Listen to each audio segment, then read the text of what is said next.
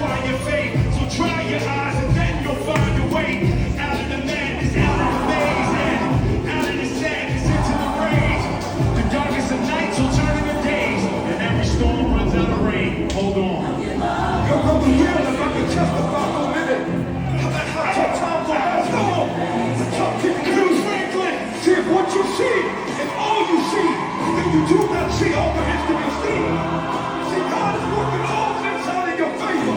Can I get a witness of the village? Come on, you don't have to turn it right now. And you want to know God? If you love me, how can you allow life to hurt me? But guess what? In order to live, sometimes the old you is not looking at you. God knows I'm a sinner in His grace. God knows I'm a believer running out of faith. And just because I'm stuck on a bad chapter, it doesn't mean in my life to ever throw away the whole book. Nobody gets an easy ride. We all have a cross to bear. But there is wisdom in that fire. And every single moment that life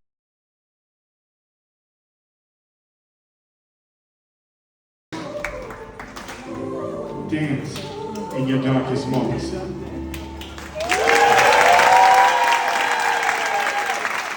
out to Professor Terry Wilson and Dr. Grace Young and our amazing jazz student. Let's give another round of applause, City College. Now it's my pleasure to introduce Dr. John Batke, to provide City College's land acknowledgement.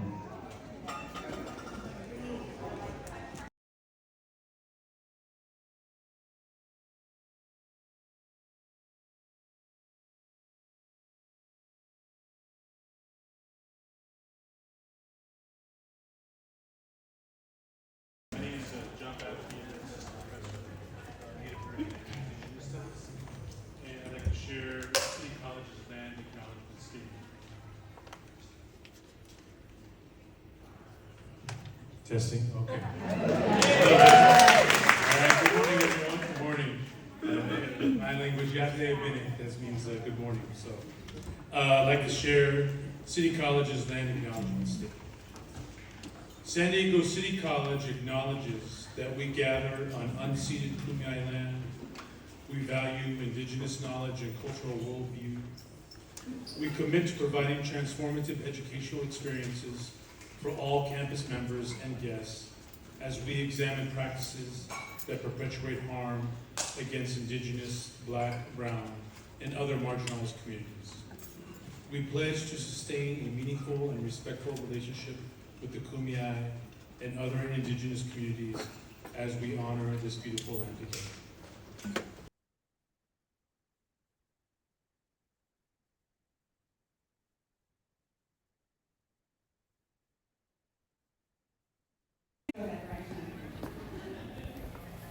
I've been involved with Senate for 7 years now. As a senator, secretary, interim president, past president, and now president. I was asked to run for president on 3 separate occasions. And the first 2 times I said no. It wasn't until now that I felt truly ready to say yes for the position. I share this because I want all of you to know that I took this position very seriously. I didn't take the decision to run for president lightly. Those of you who know me know that I am not a yes person. In fact, I relish in the no. I have 2 small children, so. I will only say yes if I feel like I have the energy and the bandwidth and the time to truly contribute to the position.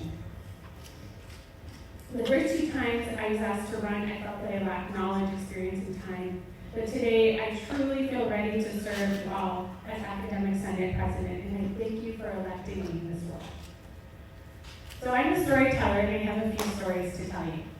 I'll start with my why, because this is an important time to reflect on our lives. My why starts with my ancestors. I shouldn't have gone to college. My maternal grandfather was a soldier in the Palestinian military. My grandmother raised 7 children under occupation. My dad grew up a poor, shoeless herder in southern rural Yemen, and my mom, a Palestinian refugee who spent her early years throwing rocks at soldiers. College didn't even exist in their wildest dreams. Many years later, when they're well established in the United States, their circumstances improved, but we still didn't have the social capital to consider college for all of our 6 kids, later 12, by the way. I did poorly in high school, I dropped out, but later, a friend eventually shoved me towards community college. Within a year or so of working and going to school, my professors convinced me that I belonged there, and the rest is history. Not long after, my mom started attending community college and later got a nursing degree. She's in her 50s, I should say. She's preparing to retire comfortably next year. Yeah, it's a big game. Eventually, almost all of my adult siblings, and again, there's 12 of us, would go on to start their education in community college. Community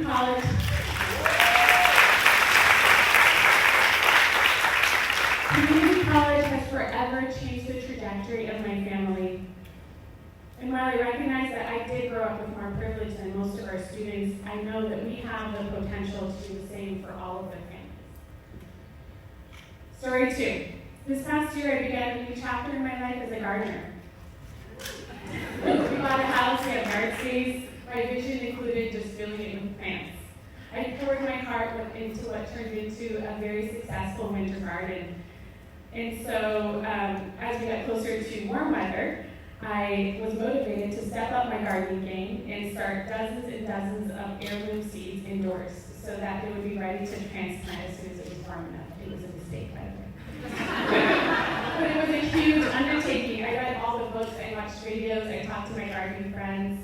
I did everything right. I approached that first year of gardening like my first year of teaching. I learned everything and tried to do it all perfectly.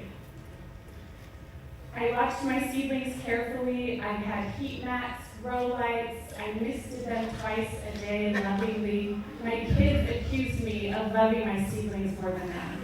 And some days they were right. Some sprouted and stopped growing. Some took off. It was hit or miss. Eventually I took them outside and I gave them equal amounts of water, sunshine, everything they needed, exactly what the books told me to do. Eventually some just didn't sprout, some didn't continue growing, so I banished them to the part of the garden that didn't get much sun, and I watered them every once in a while.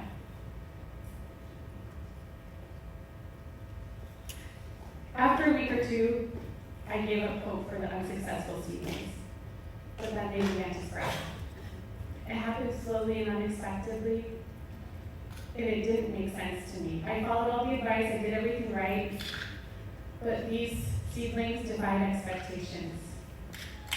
This is about the time when I started thinking about seedlings and gardening like students in teaching. While we can have all the knowledge and do all the professional development, our greatest strength lies in individualizing instruction for our students.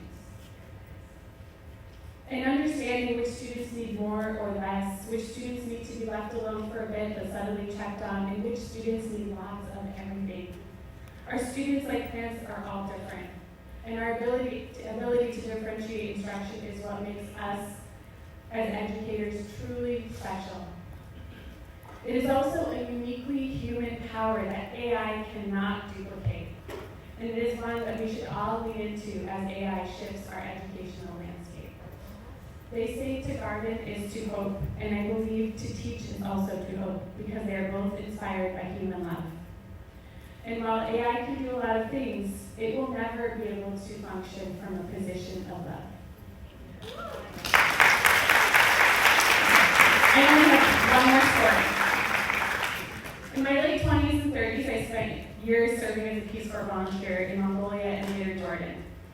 One of the most important things I learned as a Peace Corps volunteer was community needs assessment and community buy-in.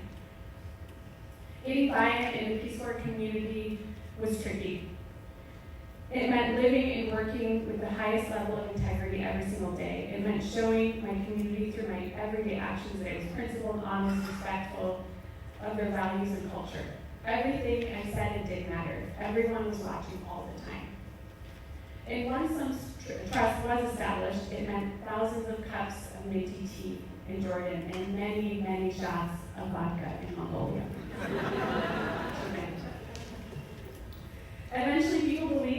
start working collaboratively with you, and that's when the real change starts to happen. Next is community needs assessment. It's most effective when the volunteer is working closely with members of the community they're serving. Talking to everyone, listening closely, going everywhere, looking closely. This is what I hope to do at City College, in my community. I've established office hours to talk to anyone who's interested. I'm hosting 2 academic senate luncheons before our first senate meeting, and will maintain an open door policy for as long as I can. Because I need you all to guide me, to guide the academic senate to serve our campus. As Angela Davis said at an event in this very theater just earlier this year, alone you are vulnerable, but together we are truly powerful. Academic senate meetings are open to everyone. They're public meetings. They take place every other Monday, 2:30 to 4:30 in MS 140. You can also find the schedule and lots of information on our website. So thank you, and have a happy fall semester, everyone.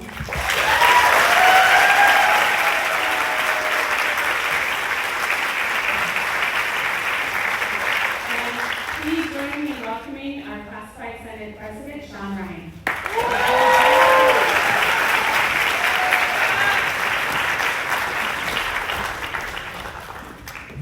Hi everyone. Welcome to Convocation. I had my cat dictate this for me, so I'm hoping it comes out right. San Diego City College. I'm excited to introduce our 24-25 Classified Senate officers. Serving as senators are Eddie Michaels, Neri Sim, and Erica Zhang. Our executive officers are Ira Garcia as VP, Kenya Ponce as Secretary, and Brenda Torres as Treasurer. We hold our classified Senate meetings for the entire campus. Everyone in this room is invited to come to our open meetings. They're held on 4th Thursdays from 2 p.m. to 3 p.m. In D121, so our next meeting is coming up August 29th. Mark your calendars. The Classified Senate Open Meetings is a forum for updates, both from the campus and to the Senate from our respective departments.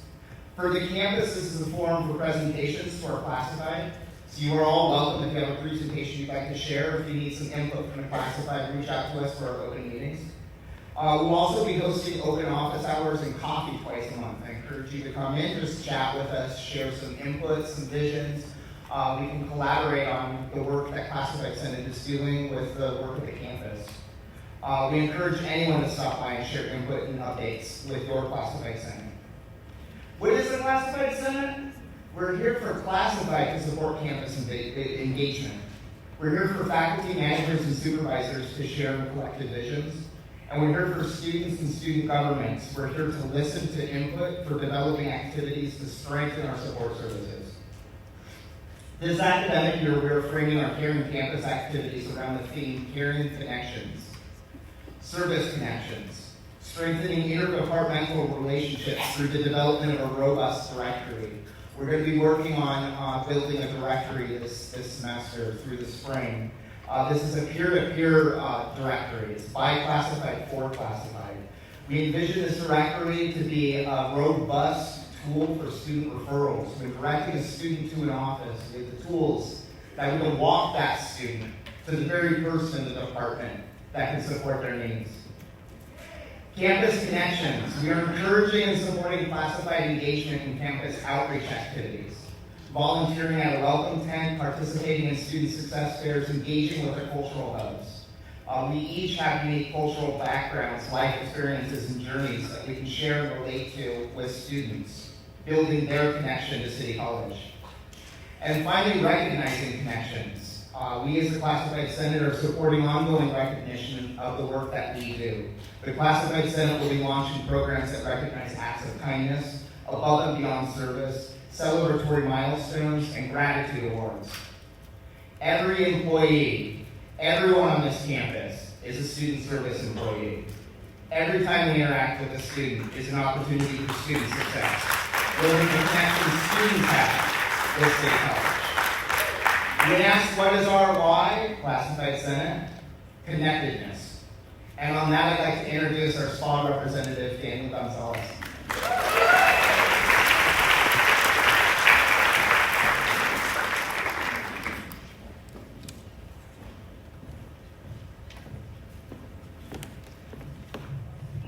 morning, everybody. Hi, my name is Daniel Gonzalez. I am the SPA representative for San Diego City College. I am also the instructional support supervisor for the library here at City College. As we gather here today, I want to take a moment to recognize the important role that our supervisors and professionals play in the success of our college. SPA, which stands for the Supervisory and Professional Administrators Association, represents one of the many pillars that support our institution. SPA advocates for those who lead our teams, implement our policies, and support our students every day. As supervisors, we work in the background, finally seen me before, often unseen, but we are always the ones called upon when something happens, good or bad, but mostly when it's bad. We are instrumental in keeping the campus safe, ensuring both staff and students have a secure environment in which to learn, thrive, and grow. This responsibility is at the heart of what we do, and we take great pride in it. We gladly accept the extra burden that comes with these responsibilities because we love the city and we are committed to making the best place we can be. This year, on behalf of SPA Group, let's continue to champion the values of collaboration, professional learning, social justice, and lifetime learning. Together, we'll ensure our college remains a place where everyone can thrive and, most importantly, learn. Thank you for your dedication and commitment. On behalf of SPA, here's to a successful academic year.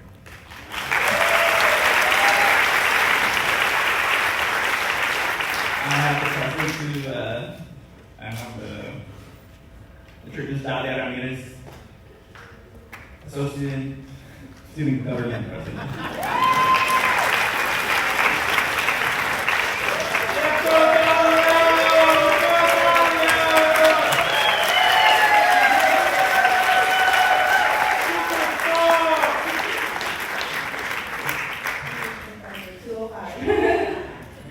Good morning, everyone. My name is Dalia Ramirez. I am the newly elected Associated Students Government President. Thank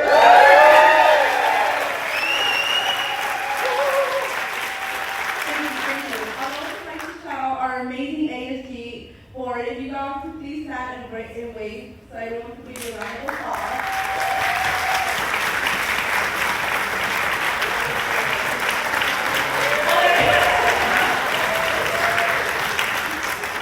It is our honor to advocate for student needs and uplift our students' voice. I can already tell it's going to be a fun and transformative year for ASG. That's as much as I could remember. I ask our faculty and students to please support us by spreading the word about ASG and vote for Measure HH. Thank you so much. I am so excited to be here today to usher in the school new year. It is my distinct privilege to honor the recipients who earned the top votes for students for the Distinguished Golden Awards this year. The Golden Awards recognizes outstanding faculty, classified professionals, and administrators at San Diego City College, selected and voted on by our students. It is my distinct honor to recognize those individuals today. I will ask that you please hold your applause until all names are announced. And the winners are, for Golden Apple Faculty Award, Professor Carla Blanco. For the Golden Apple Award, faculty member is Professor Jessica White Mujeligan. For the Golden Star Award, the classified professional is Sarah J. For the Golden Pillar Award, the supervisor administrator is Clarissa Patia. Please join me in a round of applause for the 2024 Golden Award. Congratulations to you all.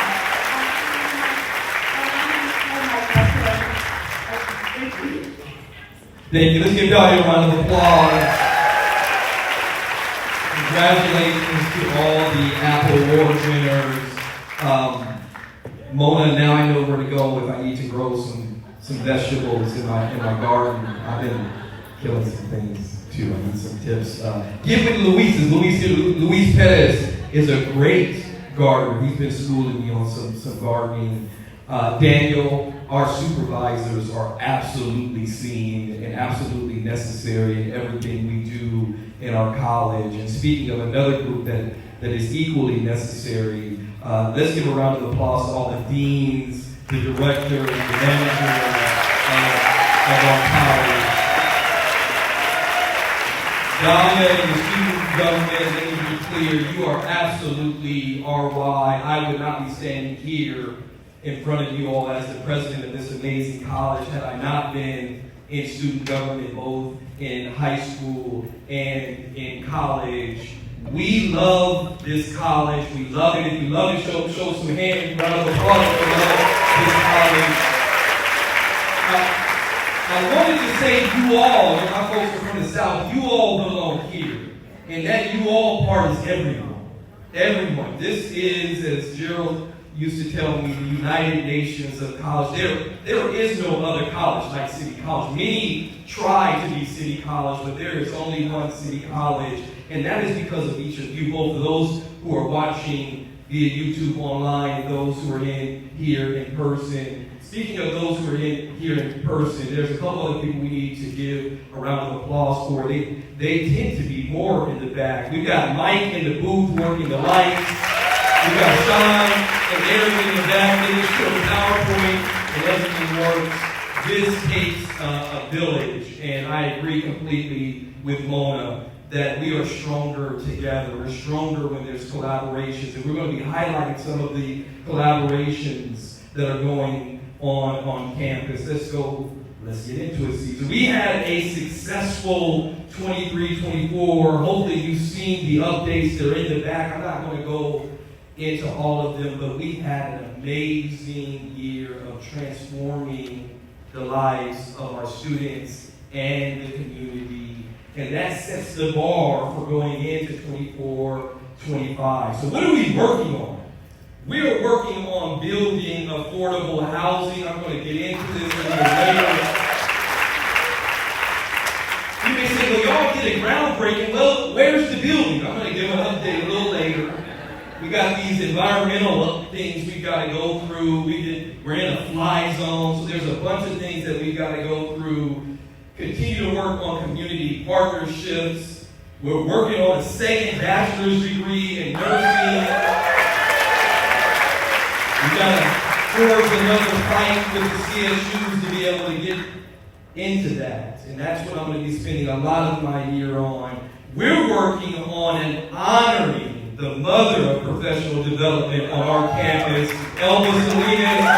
Give her a round of applause. In November, we will be dedicating our new professional learning center in the name of the person who has mentored so many people, including myself. Thank you to Anna Rogers and Marco for bringing this forward, going through our collaborative process to name this center. We want to give people their flowers when they're amongst us, and this is an amazing opportunity to do so. And so you see some of the things that are going to take place in the Professional Learning Center. The construction is underway. Again, Anna Rogers and Marco are leading those efforts. We're going to have our constituency groups have offices in this space. We've already taken down some walls. We've been taking down some walls and barriers, folks. So come and see it in November. We'll be sending out information about that. We have a new logo. You all who picked up your bottles, you turned up on the front and the back. The college has a new logo. We've got some swag we're going to give away during lunch. There'll be raffles, but we are celebrating the 110th year anniversary of our college. 110 years of saving lives. We're going to talk a little bit more about that later on in the presentation. We're working on welcoming our students so that they know that they belong here at San Diego City College. You know we love swag at City College. And so if you want to get one of these amazing shirts, attend one of these are just a couple of them. Just about every department on this program or on this campus is doing a welcome. These are some of the shirts that we're going to give away at these welcomes. We're also going to raffle a couple of these shirts off at lunchtime. Please encourage your students to attend. Caesar, what's going on? Caesar, Caesar. Hold on, Ricky, there's something wrong with the PowerPoint. Wait, can somebody get David Kenner? I hear we have a bachelor's degree in cybersecurity with some people who can help us. Joining us right now are the first bachelor's degree students at San Diego City College.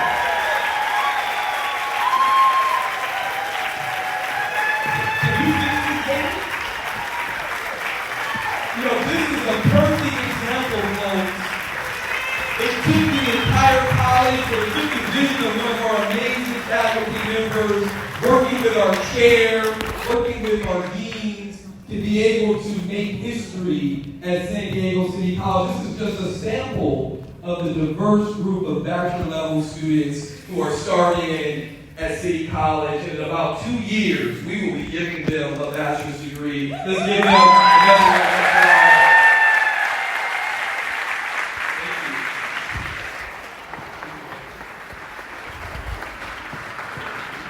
We raised nearly $700,000 because of the leadership of David and the chair and the dean. You may wonder, well, what does the president do? The president goes and advocates for resources for programs, knowing that the faculty is leading the efforts with the curriculum. $700,000. We're going to be hiring a new faculty member in that area, and we've got $1.4 million additional funding in the pipeline. I'll be going to Washington, D.C. in November to see that 1.4 makes it here to San Diego City College. That can happen in your area, in your department, when you bring things forward. You know, I've been going around doing a lot of speaking, and someone was saying, well, what is your vision for the college? This is a shared vision. My role as the president is to make sure, when and where possible, that you all have the resources that you need. Does anybody here need resources? Now, the challenge is this. Everybody doesn't get it at the same time. That $700,000 was 3 or 4 years in the making. And thank you to David for his persistence, his advocacy, and his patience. Because it doesn't just happen at a snap of the finger. We've got to do the work. And we know that we're never going to receive enough funding from the state to do the amazing transformational work that we do here at City. We've got to write grants. We've got to shake trees. We've got to go meet with our elected officials. We've got to advocate for the resources that we need, you all need, to transform the lives of our students. So here are the priorities. Can we go back? High level. You heard Sean talk about being a caring campus. There are a lot of things going on in the world that is causing conflict. Let's not have conflict with one another. Let's not have conflict with your colleagues. Let's not have conflict with your students. If someone's not acting their normal self, they probably have something going on in their lives that they're bringing with them to work. Take them out to lunch. Ask questions. Ask, how are you doing? Many of us are taking care of children. Many of us are taking care. No one prepared me for the age where I would be taking care of my parents and my children at the same time, folks. And a pet. And some gardening that's not working. Right? So life is lifing. That's what the young people say. The life is lifing, and we're bringing that with us. So be kind to one another. Let's work on listening to understand versus listening to respond. We are a caring campus. We're actually a model in the state and in the country because of our classified professionals under the leadership of Sean and others, Ira. We've got to improve the student journey. We've got to improve the student journey so that a student comes here, either transfers or goes into a high-paying, fulfilling career. Enrollment management, like Sean said, we're all student services staff. We are all experts in enrollment management. We're going to dive into that, and we have to be stewards of our budget. Now we're ready to see. So let's talk about the belonging piece. We, again, working with Brad Phillips to do evidence-based work in Caring Campus. We're partnering with the National Center of Conflict Resolution. Now, let me be clear. I'm not afraid of conflict. Matter of fact, it's a normal part of my job on a daily basis. Many of us, though, don't know how to navigate, mediate, mitigate conflict. And so we're bringing in folks who are experts at this to help every level of the organization navigate conflict. The conflict isn't the issue. The issue is how do we respond to the conflict? Do we do it in a kind way? Do we do it in a loving way? Do we do it in a supportive way? Or do we just say, hey, we're going to have to agree to disagree on this? That's the city college that I know and love, is when we listen and we're compassionate and we're kind toward one another, but we have folks that we're working with to help. We continue to build out safe spaces on this campus. I like to think of it as, I know I'm not the only one that watched the movie or the TV show Cheers. Everybody wants to go somewhere where somebody knows your name.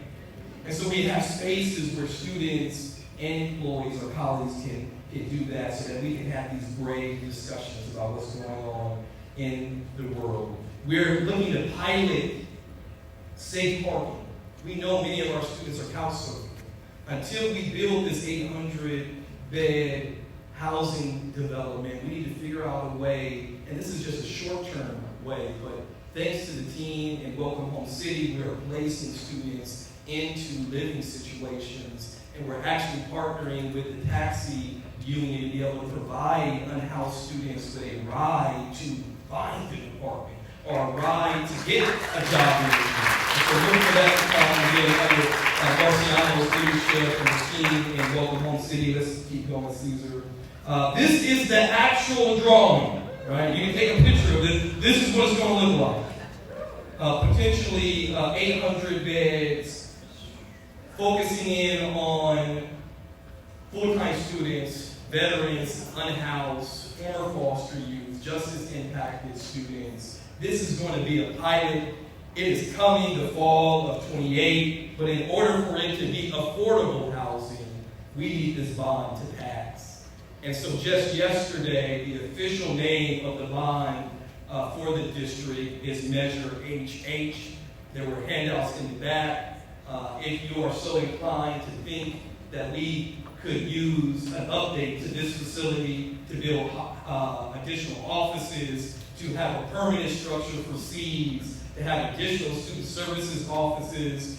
We will remind you in the coming months and weeks what this bond will generate for us here at City College. But one of them is renovating this facility that is probably older than I am and needs a good updating. And so please, we need your support. We'll be reaching out to you about this, but this will transform the additional spaces like air conditioning in the gym. I do not know who built that gym who didn't put air conditioning in. For all of our coaches and exercise science folks, I tried to get them to build a sand volleyball court on the top of the building, but they said they couldn't go on there. Let's go to the next one. We are reorganizing and continue to fine-tune our areas on campus. We have probably what is turning out to be the most interest in a dean position since I've been here, the Dean of Ideas that will provide leadership to world cultures, professional learning, the library. That position is closing in the coming weeks, and we look to have that person here probably by November or December. But we are hiring as we seek to improve the student journey. That was the headline. There we go. I am super excited. You're going to meet, and you have already met in Barta, but what you should know is that there is a very large Somali population in San Diego. And we have a unique opportunity similar to Moja and Puente and City Scholars and all of our learning communities to build the first learning community for Somali students in the country. And so we're beginning that conversation because we may have one of these only Somali females, women, full-time faculty members in the state, right here at San Diego City College, and she's an alumni of City College. But in addition to that, we also have 2 other Somali full-time employees as well as adjuncts, and there is a unique opportunity to build out a learning community. As we are building out a learning community for our AAPI students, we are in discussions about learning community for LGBT plus students. And so we know that students are more likely to succeed if they see themselves in the curriculum, if they see themselves in the faculty and they classify, and if they see themselves in a learning community where there are people here who know their name. Either today or any day now, I'll have an op-ed piece coming out about City College being a black-serving institution. We already are an HSI, we already are an Asian American and Native American serving institution, and there's an effort in the state right now to generate or create black serving institutions. To put it in context, the county average for black folks in this community is roughly about 4%. City average is somewhere between 10 and 11%, which makes us one of the blackest institutions south of LA. And so there's a unique opportunity to serve all of our students here at City College. I could not have planned, sometimes it's better to be lucky than good. I could not have planned it any better. Could the folks in financial aid stand up? They got a message on the back of their shirts. Yeah, come on, the financial aid folks, y'all here. They all have the same shirt on. Can y'all turn around and show that it says "Get Hell" on the back? We need your help increasing the number of students who submit their FAFSA. There are a number of ordering applications. There are a number of what I'll call working adults who believe that they don't qualify for financial aid. If every one of us leave and commit to encouraging those working adults to submit their FAFSA, I guarantee you that some of them will receive some aid. And certainly we have scholarships that are available as well. So we need your help. We set a goal of 15%. The financial aid team did a wonderful job with their audit, no findings. Shout out to financial aid.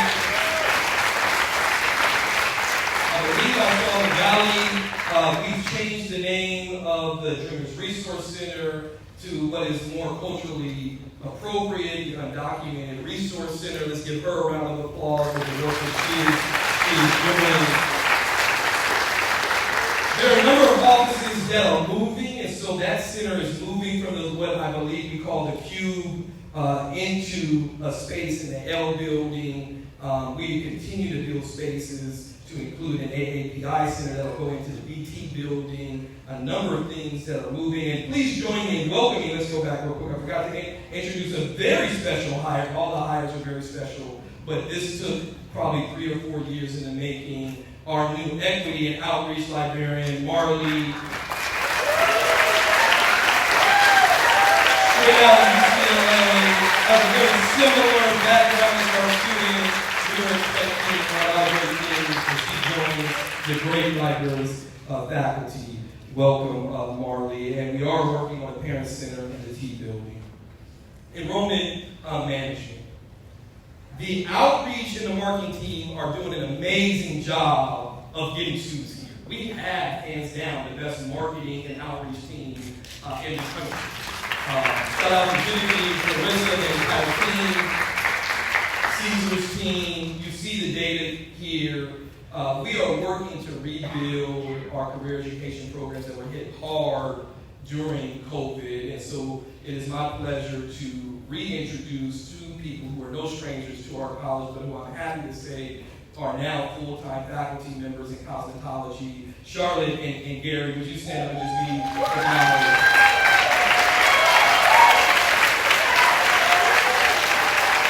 You can see what it's saying on CCAP, but you'll see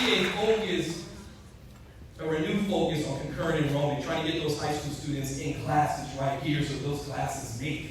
And so Genevieve and her team are going to be working on that as we bring in a director of outreach. There'll be a renewed focus on adult learners. There'll be a renewed focus on concurrent enrollment versus CCAP. We are killing it this year in enrollment. We are up 15%. Let's give the chair, the juniors, our faculty. You see the data. Some of the highest productivity rates. Let me be clear, we are not cutting. We are shifting to where the demand is. And if you, in your area, see courses being cut, let me say, we are not in the work, I was going to say business. We are not in the business of cutting classes. I'm not even involved in that process. But what I can tell you is that if I was a faculty member whose classes were not filling at a higher rate, Clarissa would be my best friend. Caesar would be my best friend. I would be at these events that are going on campus that have hundreds of students. And so there is an opportunity to help you fill those classes, but we need to know how to collaborate in order to do so. Super happy. We have these challenges for these BOT students though. And so my ask of the faculty is it is easier to add a student who is physically there that you see. We are not the only college who are enduring this. These folks, I don't know how they have this much time on their hands, but these folks are trying to get access to financial aid. We are working very diligently to address these things, but we need your help here. We have a huge opportunity in what is called the blue tech industry, the port and the careers built around that. You'll be hearing more about this. A lot of this is career education with programs like business and other areas. But there's about a $9.2 billion impact in the port. Several of us took a tour to see all the industries in the port, and we are in close proximity to these industries. Now, when I look at all of the colleges in our district, the reality is that we are strategically located in areas where there are large employers. Now, the challenge is some of those employees are not going to come to City College physically the first time. So how do we do really what we've always done, and that is to take our courses to them, to have this positive interaction with the campus, to try to get these folks on to the campus. There is no more HERF funds, folks. It's gone. It's gone. It was a good run. It is gone. We have to live within our budget. And let me say that we ended the year over budget. And I'm not going to throw a number out there because frankly I'm embarrassed at what the number is. We need your help. Just yesterday, you're going to probably hear this from Jim Baylor. We really need to make sure that people do not start working before there is a pass sheet. That is really the law. We really need to do a lot of work here. We had a number of pass sheets come in after the deadline. That makes it very hard for John and their team to manage these budgets, to turn this big ship called City College when we're getting pass sheets into May and June when people did the work in September or whatever the case may be. We need your help. There are no more COVID funds. And so we're going to have to tap into federal work study students. We're going to have to tap into our work students to work them in Nance's positions, because I know I've already heard just in 2 days, I need a Nance, I need a Nance, I need a Nance. Now we need to send out a reminder to you all, because there are really 4 reasons to having Nance, and we need to make sure that at least one of those 4 reasons, like you don't just get to get a Nance because you feel like you need a Nance. There's actually 4 reasons that allow you to be able to hire a Nance. So we hear you, and we want to work with you to try to identify those resources, but understand how those resources work. It works through our committee process, it works through our program review process, and so that's going to be the first question.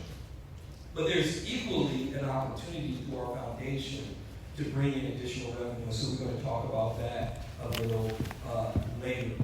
I need to remind you how we're funded. 70% base, that's enrollment, 20% supplemental, or 10% success. It is imperative that you memorize this, you know how it works, because when you come to inquire about financial support, it's going to have to fit in one of these 3 areas, because this is how we're funded from the state. The largest revenue we receive right now really is for CCAP in these areas that are behind the DREAM Act students. And so it's so important that we continue to do work in these areas in order to bring in the necessary revenue to support the amazing work that you all are doing. And I am shaking my head, Caesar, because I want to go to the next one. There we go. 110 years, what we learned is that when a lot of people left us during the Great Resignation, they also took their payroll deductions and their scholarships with them. And so we gave out about half the amount of scholarships. And so I want to challenge you, and Aaron has already told me that there was Amanda already signed up to give $110 on payroll deduction. Amanda, are you out there somewhere? Let's give Amanda a round of applause. Thank you. I want to ask you to join Amanda. Our students are so deserving. Many of them, this will be the first time someone ever invested financially in their scholarships. You want to talk about retention? give a student a scholarship, you will help with their self-esteem, you'll help them pay their rent, and you'll help them know that we really do believe that they belong here. I would challenge all of those departments, if every one of us just did $110, that's $10 to $20 a month in payroll deduction, we could get back to the level of scholarships that we gave. We lost a great deal of revenue when a number of people retired. And we're about to go after those retired folks and say, hey, we still like you to give a scholarship. But it takes having a foundation office. Let's give Aaron Flanagan, our director of the foundation, our applause.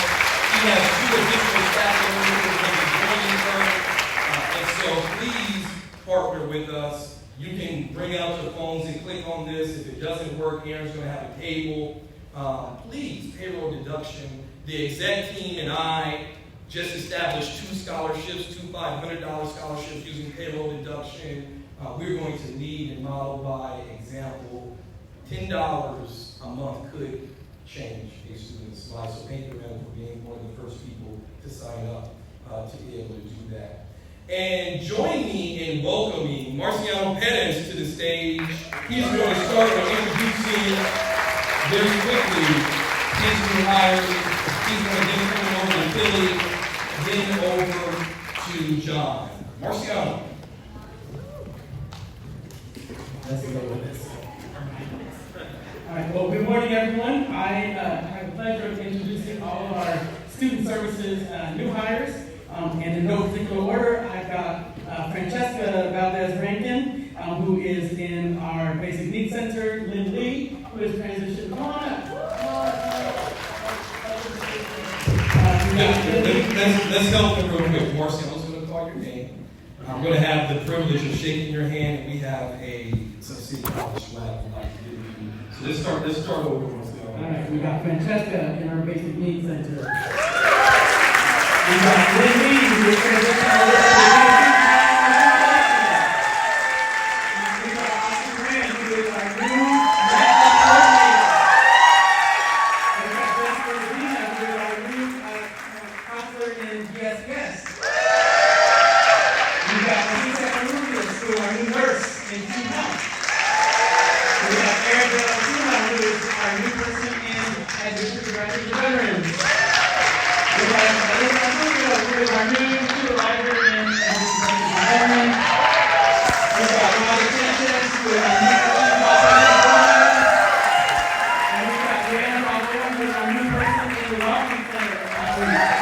Welcome to our new team.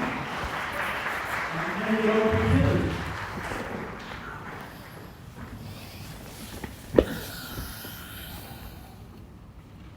Well, good morning, everyone.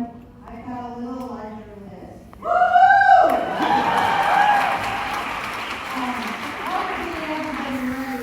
really want to do another shout out because I really can explain this. You can't see anything from here whatsoever, but I know up in that booth is Michael McCullough from Theater Cat. And I just want to get a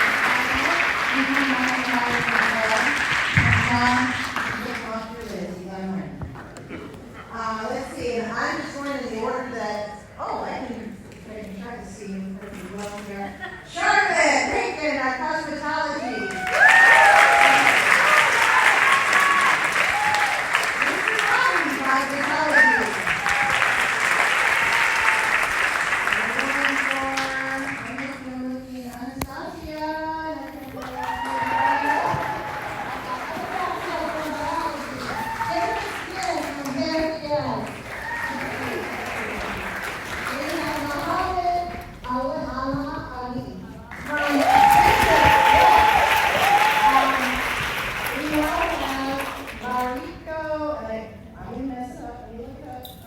We have our ALDS faculty, Mariko Masuda.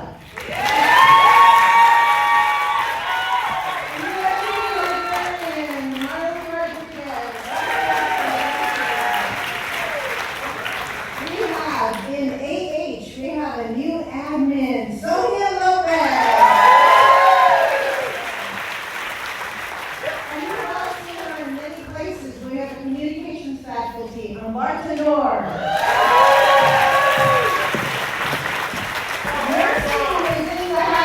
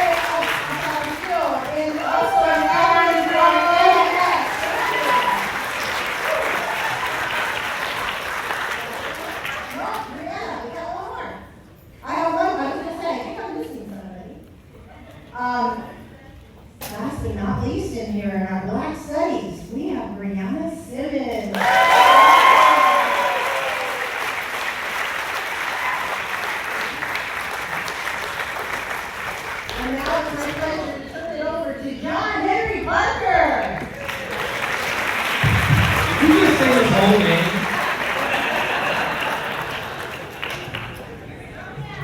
Tell me when my mother calls me John. I told him and I couldn't see him. He's not standing up. You gotta get up here, buddy. Michael and Drew, let's come back together.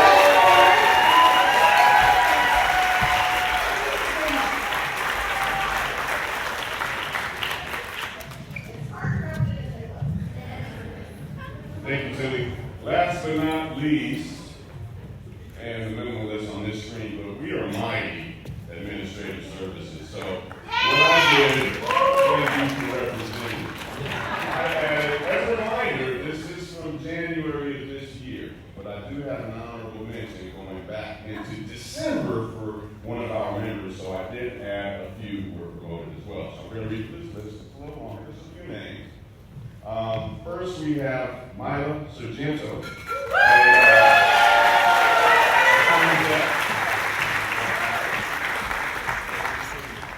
Andrea Sanchez, business officer, admin secretary.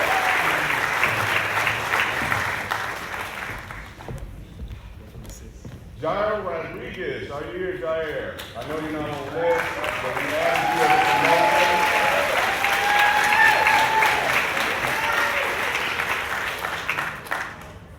Jay Purnell, our director.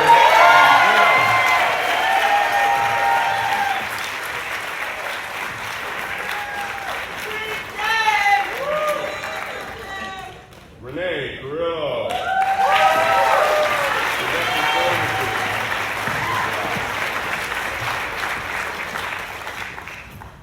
Steve Devers isn't on the list, but are you in here, Steve Devers, our new RFO?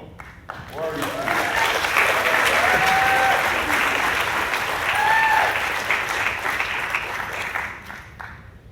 We also have, as my honorable mention, because he started right in December, Manny, are you here from Stewart and County?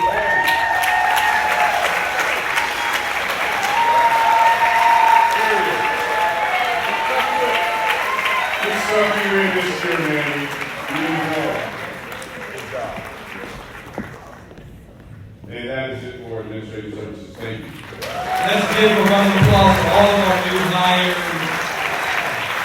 As John mentioned, he's got some people in there who received promotions. Let's give a round of applause for everyone who's received promotions in the last 6 months.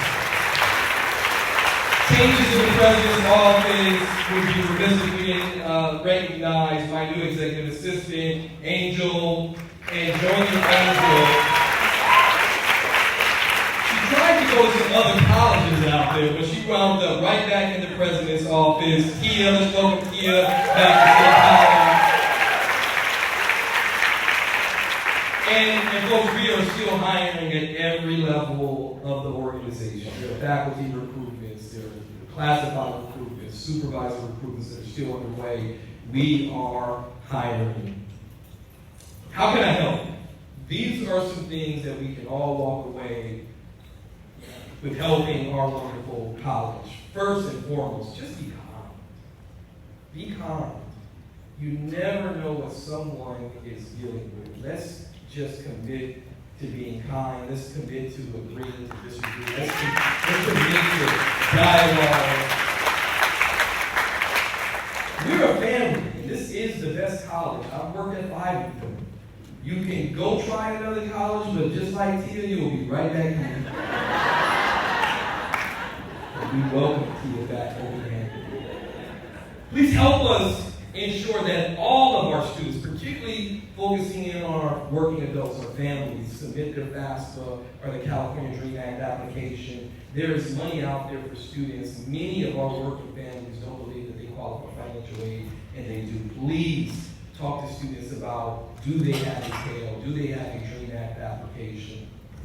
Encourage everyone to vote like our future depends on it. Now let me do a commercial, because as a governmental employee, I cannot use government funds to say how to vote. So I'm just telling you to vote. I think you can look at how we would improve facilities like this to determine how you should vote. I just want you to vote. Vote like our future depends on it. Please talk to your students and your colleagues, your family, particularly if they live in San Diego proper, about voting. Talk to them about Measure H. If there's information out there, there'll be additional information. Help us watch for these bots. It's affecting real students. And I agree with Mona, right? The online and the AI doesn't have the love like we do in person. So if you could let a real student in your class versus a bot, let's do that. And to my faculty, to our wonderful faculty out there, take a student off the wait list. You may change their lives just by taking them off of the wait list. That will greatly assist the student. Join Amanda in donating $110 to the foundation. Now, if you want to donate $110,000, we would gladly accept that as well. That would make Aaron's goal also. Tomorrow, there is a registration day with student services. You see the flyer. Both Marciano, Clarissa, and Genevieve have been sending information out. This is a great opportunity to welcome our students to campus. It's also a great opportunity for those classes who may need additional students to interact with students who are looking for classes. Please join us tomorrow for that event. Please help us be financial stewards. We run our college on a very lean budget, folks. Upwards of 90% of our budget happens to be the wonderful people who work at this college. There is not a lot left over. We are not, John does not have a secret vault. If he did, I would go find it myself. We're coming out of COVID and we have to watch our finances more than ever before. But we also have an opportunity to write grants to bring additional resources into our wonderful college. Get involved. The reason why we had this here is when we knew the measure was going to come out. You have an opportunity to see how we can improve facilities like this on campus that were not included in the other bond. But I love coming to the dance performances. I love coming to the drama performances. This is a great way to support our students. It's amazing to come into this facility on a Saturday or a Sunday and see the community here cheering on our students as they showcase their skills. You can do that with athletics. You can do that a number of ways to support our students. They would love to see their faculty, classified supervisors. They would love to see our managers supporting them as they showcase their skills here at the college that is 110 years of changing lives. These are just ways that you can help. Speaking of showcasing their skills, it is my pleasure under the leadership, we were trying to decide are there more Aarons or Katies here at San Diego City College. And Dr. Katie Rada reminded me that there are 4 Kates in her area to include photography. But today we get to feature our students in our theater drama program under the leadership of Dr. Katie Rada and Dr. Kate Stone. Let's turn it over to our drama students as we transition into our featured speaker who is going to be focusing in on the future of AI and social justice. Let's give our drama students a round of applause.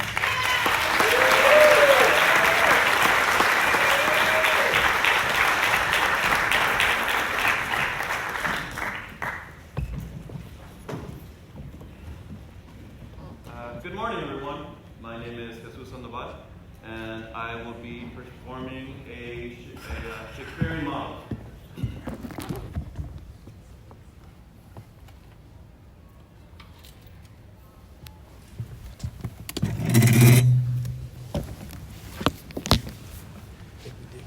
As I intend to prosper and repent, so thrive I in my dangerous attempts of hostile arms myself confound. Heaven and fortune bar me happy hours. Day, yield me not thy light, nor night thy rest. Be opposite, O planets of good luck, to my proceedings, if with pure heart's love, immaculate devotion, and holy thoughts, I tender not thy beauteous princely daughter. In her consists my happiness and thine. Without her follows to this land, to me, to thee, herself, and many a Christian soul, death, desolation, ruin, and decay. Therefore, dear mother, I must call you so. Be attorney of my love to her. Plead what I will be, not what I have been, not my deserts, but what I will deserve.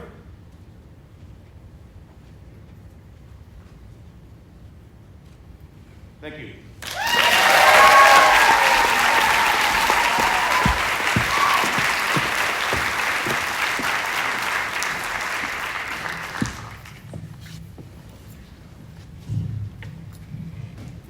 Hello, my name is Isabella Fernandez, and I'll be singing Lost in the Grass from Band Peace.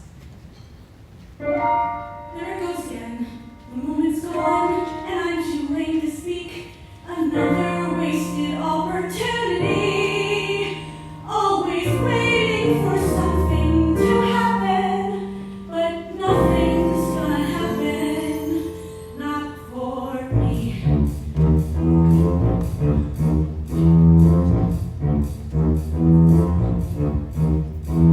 Buddy, I'm always buddy. I'm a girl for your information, forever in this situation, waiting and hoping you'll notice how I'm feeling. But every time I get you near, I fade away, I disappear. That's me, never get heard. Just smiles and walks away, like he never said a word. Oh, anybody hear me? Mine's blowing air while all the march past. Slip low and low, though I know it gets me nowhere. I just get lost in the grass.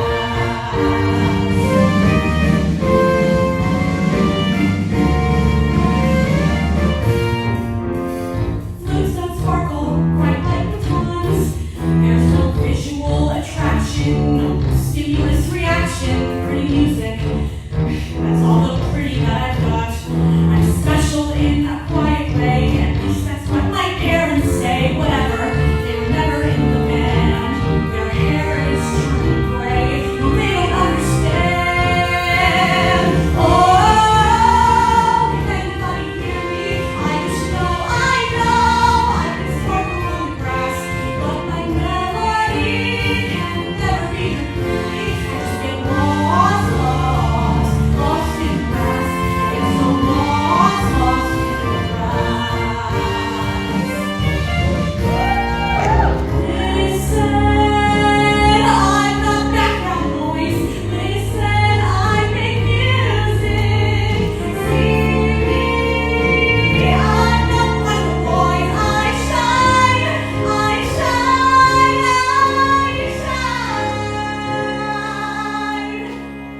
on my own.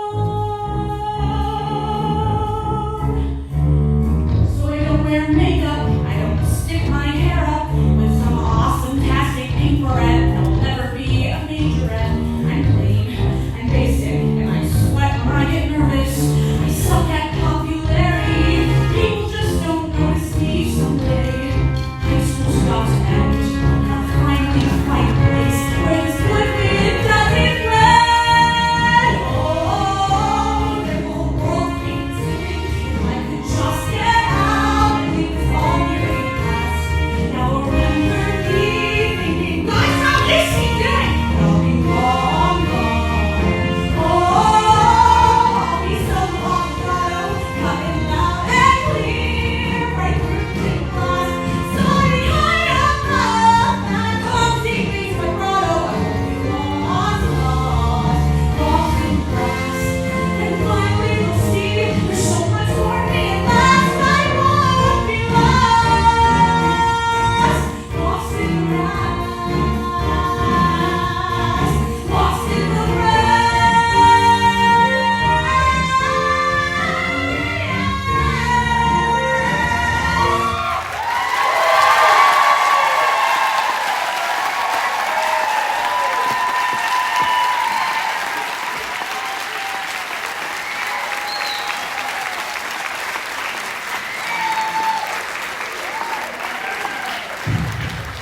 Now that's how our students want it. That's what they want to hear when they perform. And that sent chills through my body. Let's give our drama students another round of applause. And the leadership of both of the Dr. Kate and drama. Okay, so we forgot to call the name of an important hire. So let's charge it to our brain and not our heart. Let's give the same level of thunderous round of applause for Marlo, who had big take in the foundation. I understand.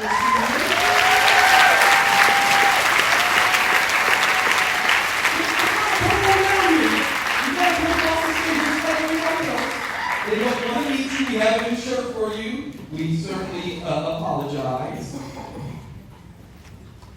One of the first hires in the San Diego City College Foundation, and she will gladly take her $150 to welcome to City College. We will give you a shirt. With that said, we now know that AI, really AI has always been with us in recent history. It's only as of late that we started to hear about it. And so we have an amazing speaker who's going to have a conversation with us about the future of AI. It's my pleasure to bring up Marco, who's going to introduce our featured speaker for Convocation. Thank you, Ricky. All right, so in professional learning, it's one of our roles is to pick topics and content that's relevant to our work. And as Ricky mentioned, artificial intelligence and AI, and whatever you believe that to be is something that we'll be learning a lot more about this year. We've probably already heard about it, but I've had the distinct pleasure of hearing our speaker and one of the presentations. They're extremely engaging, and I'd like to introduce them now before I call them onto the stage. Trudy is an instructional technologist, designer, and open access advocate. They are leading the AI initiative for the Ventura County Community College District and a member of the Instructional Technology Council's AI Task Force. Trudy's professional advocacy work has involved open access research and resource development at the state, federal, and international levels. When not speaking on the technical side of open and online education, Trudy speaks on the critical role that equitable approaches to ed, tech, and open practices play in shaping truly inclusive and effective learning environments. So please welcome Trudy Radke, our keynote speaker for Fall Convocation.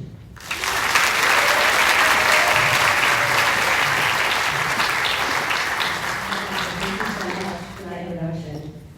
So whoever thought it was a good idea for me to follow the students, we'll see after this. Okay, so what am I talking about today? Today I'm talking about leading the AI revolution, the essential role of community colleges. But before I dig into the meat of that presentation, I will do a little housekeeping. So, first things first. Thank you so much. This is so useful. First things first. I have dyslexia, so no matter how many times I review my slides, there are always spelling errors. So I apologize in advance for that. The second housekeeping piece is I have an epileptic condition that makes me twitch. Sometimes my brain just like sends signals to my face to make little faces. So I promise I'm not winking at you. My face may just involuntarily twitch a little bit, and that's just part of the journey. And then the last bit of housekeeping before we dive into the actual meat is, let's see if this works. Is this good? Hooray! This is my tech philosophy. So I get invited to speak at a lot of institutions, and I believe institutions hire speakers and great speakers because they believe that that speaker is doing something that aligns with the goals and values of the institution, right? So as a speaker, it's my job to build trust with you, the audience. I come up here and it's my job to prove to you that we do have the same goals, and I can do that by sharing my values and my beliefs to make sure that they align with yours. So I don't have quite enough time to get to reincarnation, but I can talk about my tech philosophy as it is pertinent to this conversation we're going to have today. So I want to start by saying this. The essence of my tech philosophy is that I am not a tech apologist. I am in tech, but I only believe in tech as it supports actual humans' lives in tangible and effective ways. I don't believe in this concept of tech for tech's sake. So, with that philosophy, how do I approach technology, and how do I believe many of us should approach technology? First, with curiosity. We need a certain degree of curiosity when we approach tech, even if that can be a little scary, a certain degree of openness. We have to ask ourselves, can this technology effectively give us back our time? And what is its potential for new and positive discoveries? We've got to be curious, right? However, that curiosity needs to be tempered with a healthy dose of skepticism. Does this tech actually deliver on what it promises? Does it really improve our lives? And who benefits from our use of this technology? In the United States, the folks that run these tech corporations, they're interested in our dollars. It's a commerce model. They have vested interest in us buying the hype of all new tech, right? Because they want us to use it. They're interested in our money. We need to have that in mind when we're interfacing with new technology and when we're discerning the true value of the promises these corporations make about that technology. Okay, so we've covered all the housekeeping. Let's get into the presentation. All right, so first things first, we're going to have a little intro. We're going to have some facts, some anecdotes to kind of set the scene, and then I'm going to give you my thesis. Then I'm going to talk about why community colleges. I say in the title that the role of community colleges in the AI digital literacy revolution is essential. What do I mean by that? Why are community colleges essential? And last but not least, how can we prepare and empower our students and ourselves to live in this new AI world? All right, here we go. Okay, we're going to start with a fact. That's okay. I can write it. We're starting with a fact. It's not a fun fact. By 2025, automation and AI could displace 85 million jobs worldwide. Communities already facing systemic inequalities are the ones most at risk of being left behind. Access to technology, which we all know already, is an equity issue. This comes from the World Economic Forum report. You'll notice, well, there it is, that this was published in 2020. So, they're updating the report. They haven't published it yet, but the numbers are already trending much, much higher. Much higher. So it's looking closer to 125 million jobs, and it's not happening in 2025, it's happening right now. All right, let's temper that fact with an anecdote. Sure, that fact, that's true, right? But that exists in the ether. What's happening on the ground? Okay, in 2020, I was hired, I think, in May. I was the ed tech specialist for Imperial Valley College, an incredible school in our community college system. It is a border school. You can see here that it is in El Centro, which is right above Calexico, which is right above the U.S.-Mexico border. Demographics of our student population, 85% Hispanic at this school, and about a little over a third of that Hispanic population actually crossed the border every day to come to school in a journey that sometimes took upwards of 2 hours one way. So the college closed down, no one was on campus except for our dedicated and critical M&O staff, our maintenance folks. And they noticed that even though the school was closed, during the beginning of summer, so like around May, the parking lots started filling up. Every day, the parking lots filled up. And they were like, what? Who is this? So they went and did a little recon and found out.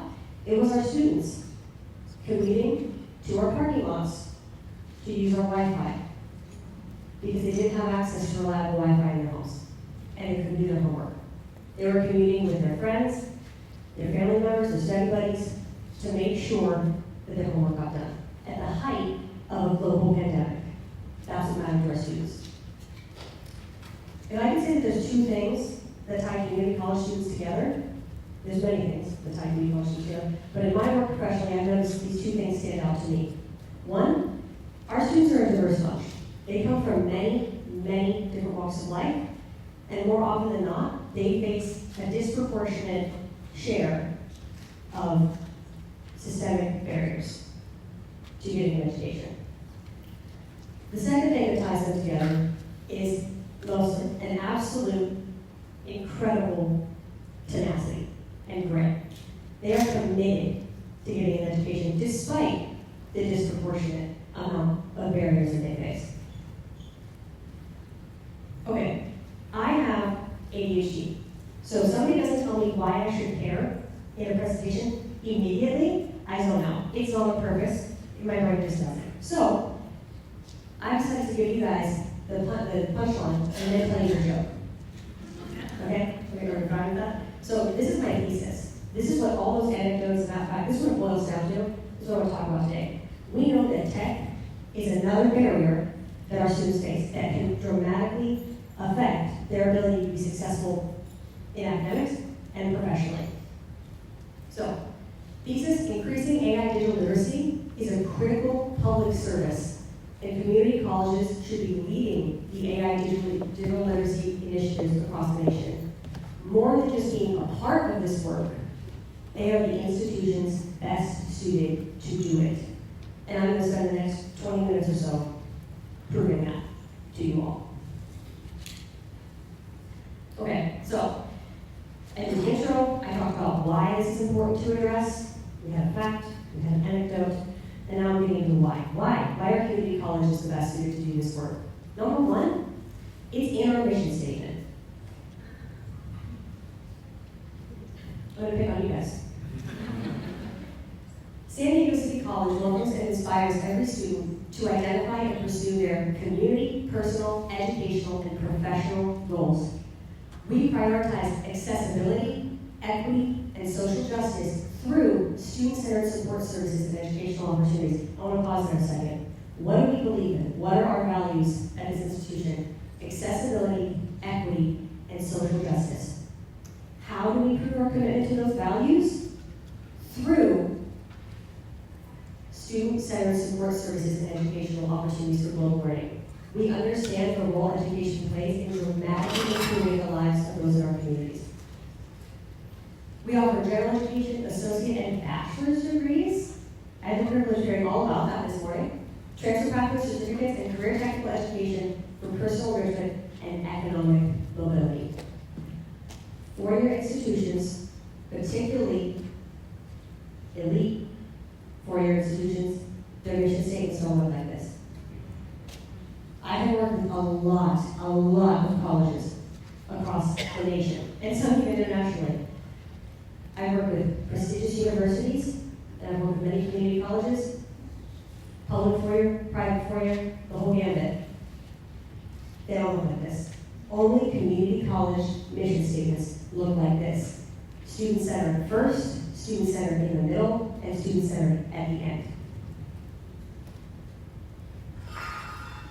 Number two, this is a segue from that point into this one. Okay, I was in a speech the other day, and I knocked over not only my water bottle, but 4 other people's water bottles. It was a cascade of water bottles, and they rolled from the back where I was sitting all the way down to the front. So, no worries guys, it can never be as bad as what I did 2 weeks ago. Equity for our infrastructure, perfect segue from that mission statement. Why? Because we practice the whole student approach.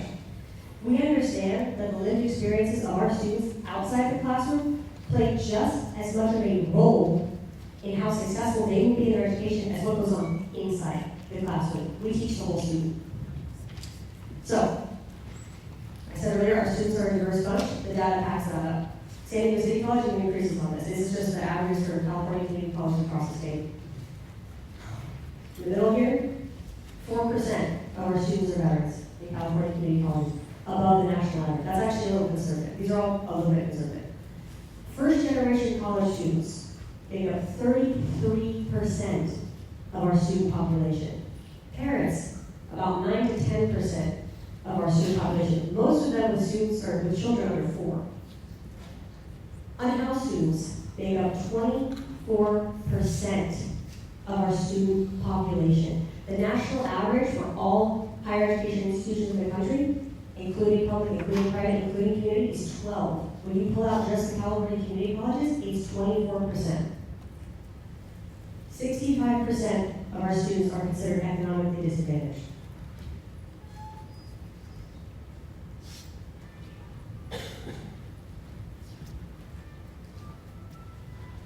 We possess the required skill set. We have a boots on the ground level of experience with what it takes to educate students that face a disproportionate amount of systemic barriers. All right, research. I was like, I gotta do research on this. What are the major differences between California community colleges and four-year institutions? What's the major difference? What makes that collegiate experience different? These are some of the top reasons that community colleges in California are different from institutions. One, focus on workforce development. We know that our students need tangible skills now to improve their lives now. Number two, focus on teaching over research. We don't answer to U.S. College Board rankings or a prestigious donor that has a particular idea that we have to do it, unless they're going to be unhappy about it. We answer to our students. There's a focus on teaching over research, on giving them the actionable skills they need in the classroom. And last but not least, on average, more staff per student. On average, more staff per student. That means more faculty per student, more student support service folks per student. That means more folks to watch and care for our students and recognize the ones that are maybe slipping through the cracks and coming alongside them and saying, hey, how can I help? I don't remember my slides here. Let's see, what happened? Okay, so before I get into this particular slide, in community colleges, we don't believe that education is something that happens far away in an ivory tower for a select few. Education is something that happens inside and outside of the classroom, in our communities, in our real lives, and we believe that sharing knowledge is a human right. Accessibility is one of the first things in your mission statement. What does all this boil down to? Why can we do this work? Why can we do it more effectively than other institutions of higher education? We know who our students are, but more than that, we care about who our students are. Because we only answer to our communities. That's who we answer to at the end of the day. That's who we care about. Those are our constituents. Our students and their families and the entire community that connects them. Okay, so I talked a lot about why community colleges are suited to do this work. And I could have gone on and on. I had to cut this like 20 minutes. I was just grandstanding at some point. And my partner was like, okay, we have a time thing we have to keep. So I could go on, and now I gotta transition to the how. How are we gonna do this work? So I've talked about why community colleges should do it, but how are we gonna do it? Also, what do we need to know? I keep talking about the importance of AI digital literacy and how it's gonna be critical for our students to know stuff in the coming years, but like what? What do they need to know? What do we need to know? I'm gonna talk about that so that it becomes less abstract and more tangible. Okay, there's many initiatives taking place across the country. I was privileged to get time off from my school and to work with one of the best researchers I've ever worked with, my head librarian at Wilbur College, Danielle Capellian. And we developed the AI Student Academy case study. So this was a huge 2-year research project, and we were like, we need some questions answered. What do faculty and staff need to know? What do students need to know? And how do we teach them what they need to know effectively? This constitutes a snapshot of that 2 years of research. I don't have time to get into all of them today. I'm going to focus on the curriculum. The reason I'm going to focus on the curriculum and just mention data collection, how we collected the data we needed, the demographics of the student we chose to participate in the case study. I'm going to focus on the curriculum because it addresses the how and the what. It talks about like what our students need to know. Oh, wait, let me go back actually. Okay. The basics of what we and our students need to know can be boiled down into this outline here. AI digital literacy consists of 2 parts. Part 1, the digital literacy component itself, and part 2, the practical application. How does AI look in higher ed and the workforce? So this is a 4-session project in total. Everything you need to know and your students need to know about AI can be condensed down into 4 roughly hour-and-a-half sessions based on this content. Session 1, we've got to talk about intro to ChatGPT or GPT technology and ethics. How do large language models actually work, and why does it matter? So in this first session, what you're seeing over here on the left-hand side, your right, is you're seeing transformer technology. This is a part of neural network architecture. This is called a transformer. In GPT technology, the T stands for transformer. That's what this is. Those little circles it's connecting to each other and other circles are called parameters. They work kind of like the synapses work in our brain. That's why it's called neural network architecture. It's based on our brains and how they work. Students walk away from an hour-long session with regardless of background. They don't need to be comp sci to understand it. And that's the point I want to reiterate to you folks right now. Tech people gatekeep. I know because I'm a tech person and I work with tech people. There's a little bit of gatekeeping that goes on in tech. Why? Because tech people want to feel special. We want to feel like we know everything. Yes, I can teach computer. Yes, I've got all the answers. But the facts of the case are that people can understand this. There should be more inclusivity in the world of tech. We need to bring people in and say, look, you can get this. It's, believe it or not really rocket science. Only rocket science is rocket science. This is really attainable and understandable. Our students walk away with this, fully. They walk away understanding how these models actually get to the conclusions they get to and why. We talk about the data. What data was used to train the model to think like a human brain, and why does that matter? So, we're going to pretend you guys are the students at ASINFO. Let's talk about it a little bit. What data was this technology trained on? This is GPT-3 technology. This is what ChatGPT ran on when it was first released in 2022. Since then, the technology was updated. It's now running on the neural network architecture GPT-4. We'll talk about that in a minute. But when ChatGPT was released, and I'm picking on ChatGPT because everyone knows it, this is the data it ran on. 60% is Common Crawl. What's that? It's a bot that scrapes the internet for internet text and puts it in the bucket. It's internet gobbledygook. 60%. Wikipedia makes a cameo at 3%. Books 1 and 2, 15% roughly. That's a Google Books compendium of like Western classics and a bunch of sci-fi. You know, a bunch of sci-fi. And then last but not least, web text 2, 22 to 25% roughly. So about a quarter. All the data this is trained on comes from web text 2. What is web text 2? Reddit. Reddit threads with more than 3 upvotes. That's all it took to qualify. The reaction you're all having is exactly the reactions the student had. I just heard, oh. They understood, and you understand without me needing to articulate too much, why that's maybe not good. Where does data come from? Why does it matter? Our students learn that, and they need to know it. They need to care about it. We need to care about it. What is GPT-4 technology trained on? We don't know. OpenAI released it. They're calling it proprietary. This was not easy to find. I found this information in a Cornell University digital archive, and it took me 6 months to find it. I don't know if that's work my research skills or how I'm supposed to find, but I have to think that it was worth it. It's very difficult to find. It's sort of like obvious. I go looking for this, and now they only give our research have access to it. All right, that's the first thing we all need to know about AI digital literacy. What's the second thing? Ethics. Ethics needs its entire own session. What are the ethical considerations we must have when using AI? What's algorithm bias, and why does that matter? What are the demographics of AI researchers, and why does that matter? Who's deciding what goes into training these models, and how the architecture will work, and the data used to train them? We work kinesthetically with students and actually have interactive activities. We work with this tool called Chat Arena. This is where you can pose an ethical quandary to multiple chatbots at a time. And you can vote for your favorite answer and your least favorite answer. Why is this important? Because we're showing you how, now they have another understanding to understand how bots get their answers, and then why bots get us different answers. Why does that matter? And how do we like critically evaluate the stuff that this bot is telling us? All right. We have enough digital literacy under our belt. Now we're going to talk about practical application. We're in part 2, AI in higher ed and workforce.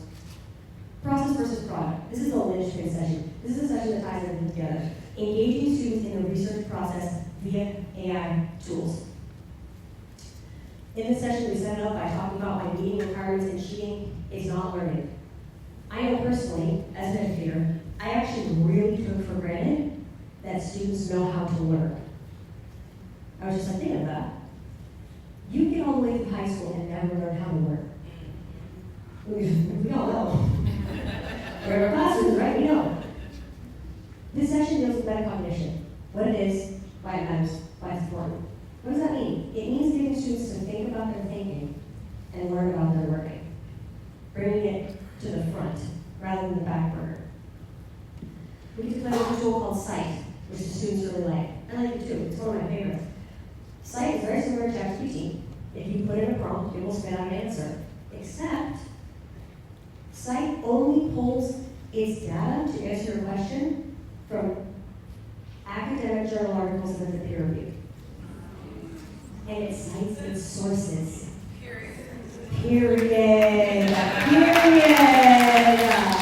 It cites its sources. So students can go to the site, they can look at the footnotes, they can see exactly where that bot took that data from, why it matters. It does mapping. It will map what researchers, where researchers are in the world, where this work was published. You can see where in the world people are working on this stuff. We show that ChatGPT is the best tool. There are way better tools out there. There's a way to partner with these tools. There's a way to use these tools to actually get students to think about learning, not just the dreaded prompt in, answer out model that we are fearful of. ChatGPT was developed by, I'm trying to remember the graphics. The basic architecture and the data selection was chosen by about 8 people, ages was 25 to about 45, all white men.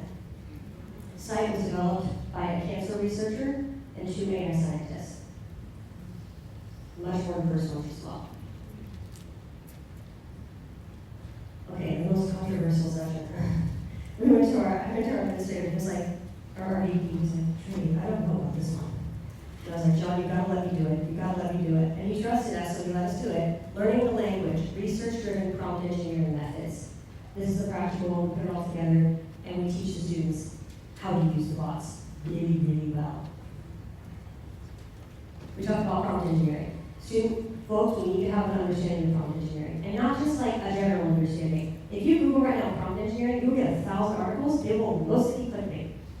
Most of them will be written by AI bots. Telling you how to prompt AI bots. It's turtles all day. These are prompt engineering methods that are backed by researchers. Folks that actually develop these models and know how they work and know how the architecture operates.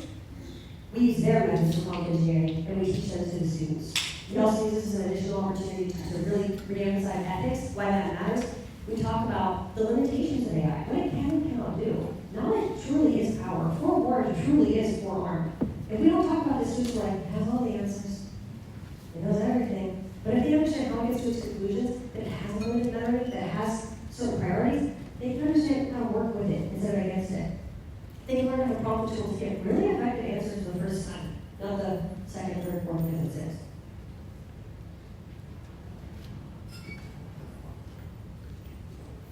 Okay. What were the key takeaways from 2 years of research, my colleague and I, of learning what do students actually need and why is it important? 1, regulation is not the solution, better information is. This will impact how successful our students are in school and professionally, period. It absolutely will. We cannot ignore this. My colleague and I joked during the research process, and we're like, oh my God, you know what this is like? It's like sex ed. Have students only doesn't work, right?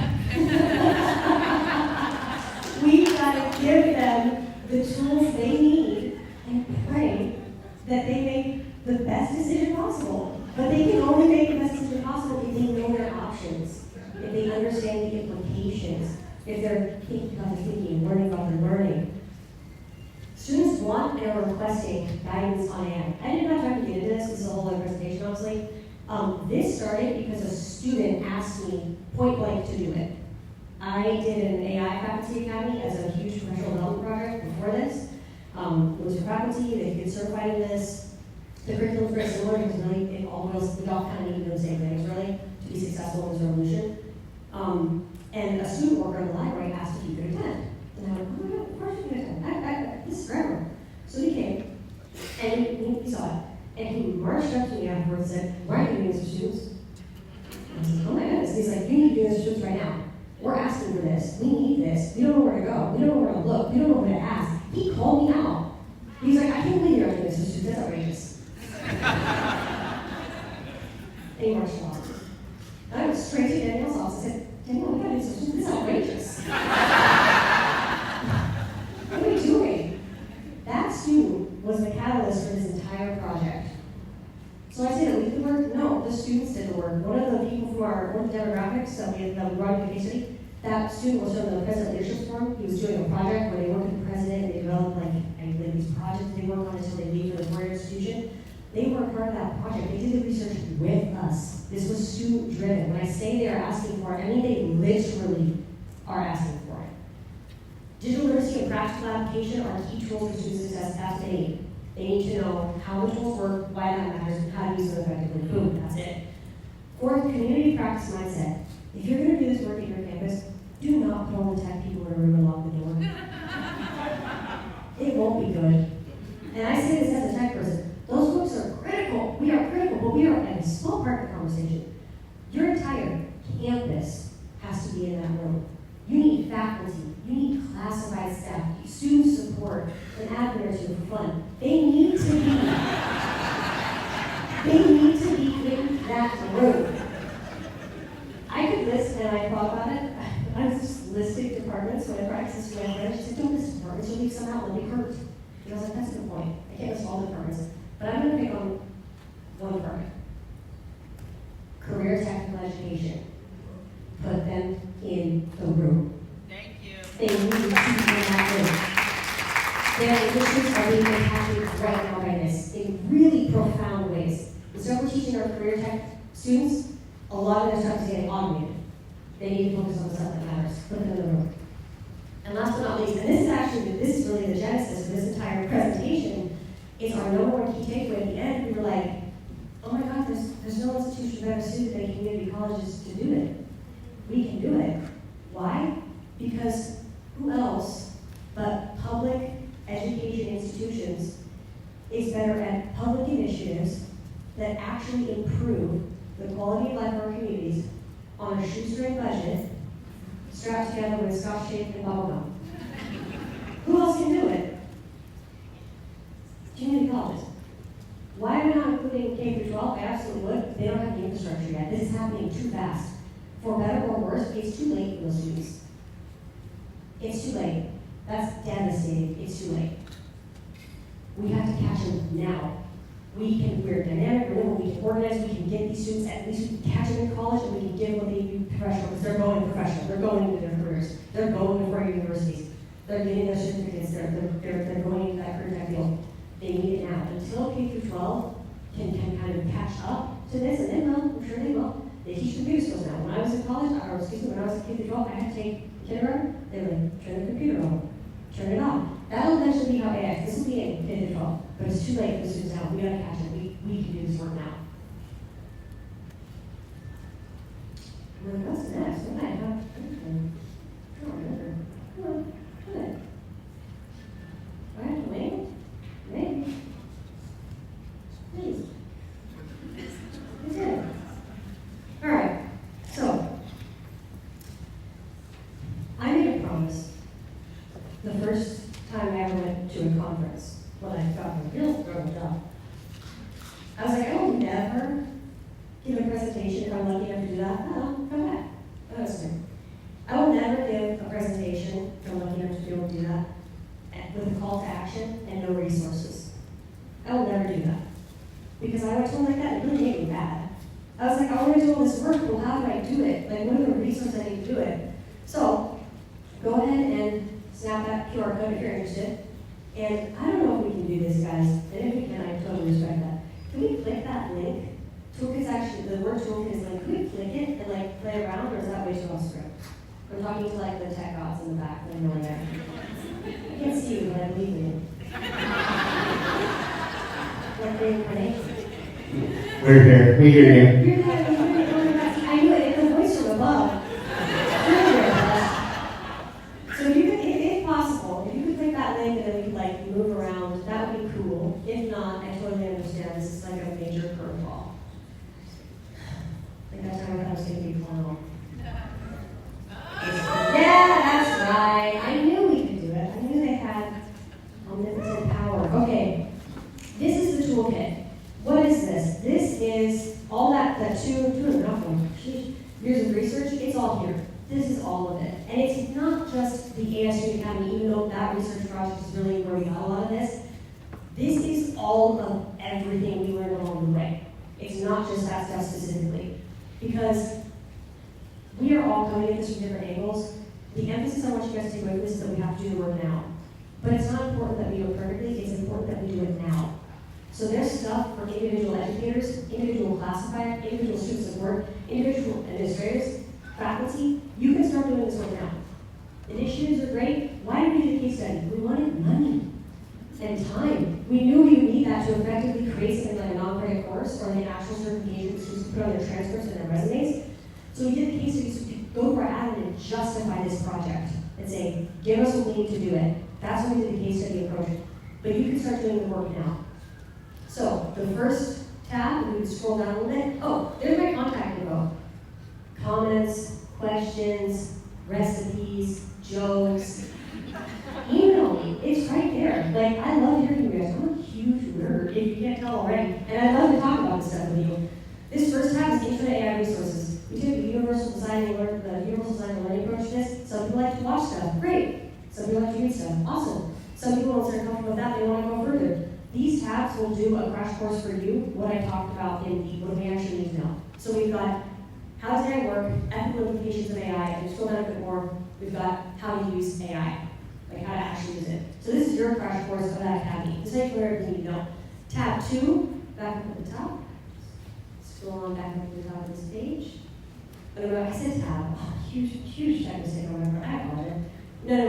Go back. You had it. It was perfect. You did great. I threw you off. Go back to the toolkit. If you can, I can wait. Use the wrong words. Should have said tab. This was deleting. There was a tab in the tab. It was a nested tab. It's so right. It's okay. Cool, okay. The second tab, let's talk about it. The second tab is AI models. Everything you need to know, we've got general AI models, the most popular one, we've got we have tools that have compiled every single AI model in the world, every single AI tool in the world. So you go out and do the research of what's out there and figure out what you want to use. We also have, it talks about AI tools for the classroom, and then it talks about our favorite picks. I've used over 300 AI tools at this point. I have 4 favorites. They're all listed in that middle tab, that little picture. The final tab, what does that have? It has classroom resources. It has an AI policy script. How do we talk about AI in our classrooms? Well, my fellow researcher and I were like, we should do it the first day, the syllabus day. Well, what do we talk about? What faculty don't want to talk about? Well, we wrote you guys a script. So you can literally read this off to your classes, change it if you want. AI citation, how does that work? What's the discourse? What does it mean? That's there too. AI syllabi policies, from most restrictive to most permissive. We've got that for you guys as well. And then we've got an infographic that talks about the academy, should you want to do it at your institution, how to implement it, what it would take, like all the information you would need. Okay, I'm coming up on the end of my time here. You've been a fantastic audience. So I want to close out with another anecdote. I said the whole time that this work was extremely important to me professionally, and it is. But it's also really important to me personally. When I read you those statistics about the average community college student, I saw myself in a lot of those statistics. When I enrolled myself in my local community college when I was 18, I came from an extremely low socioeconomic background. I was a first-generation college student. No one in my family had ever graduated from other college. And at the time I enrolled, and during most of my collegiate career, I was in house, without anywhere permanent to stay.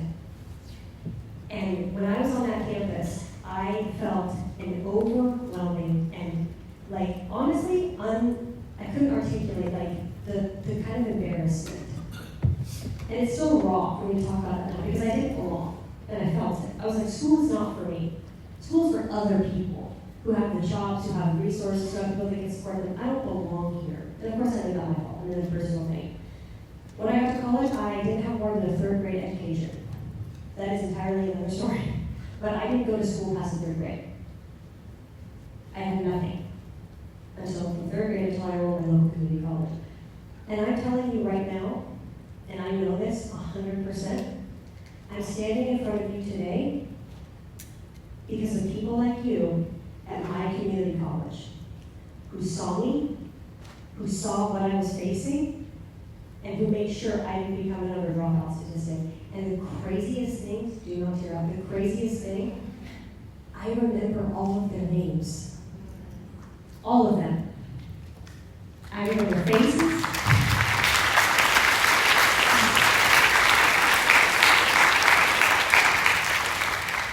It is a privilege to speak with you guys because I know professionally and personally how transformative and tangible the work you actually do is.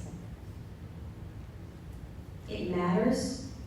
You are changing lives with the work that you do. I am proof of that. It is a privilege to stand here in front of you today. I am honored to be at a campus that prioritizes social justice and understands the importance that equity plays in making sure our students are safe and cared for. Thank you so much for your time.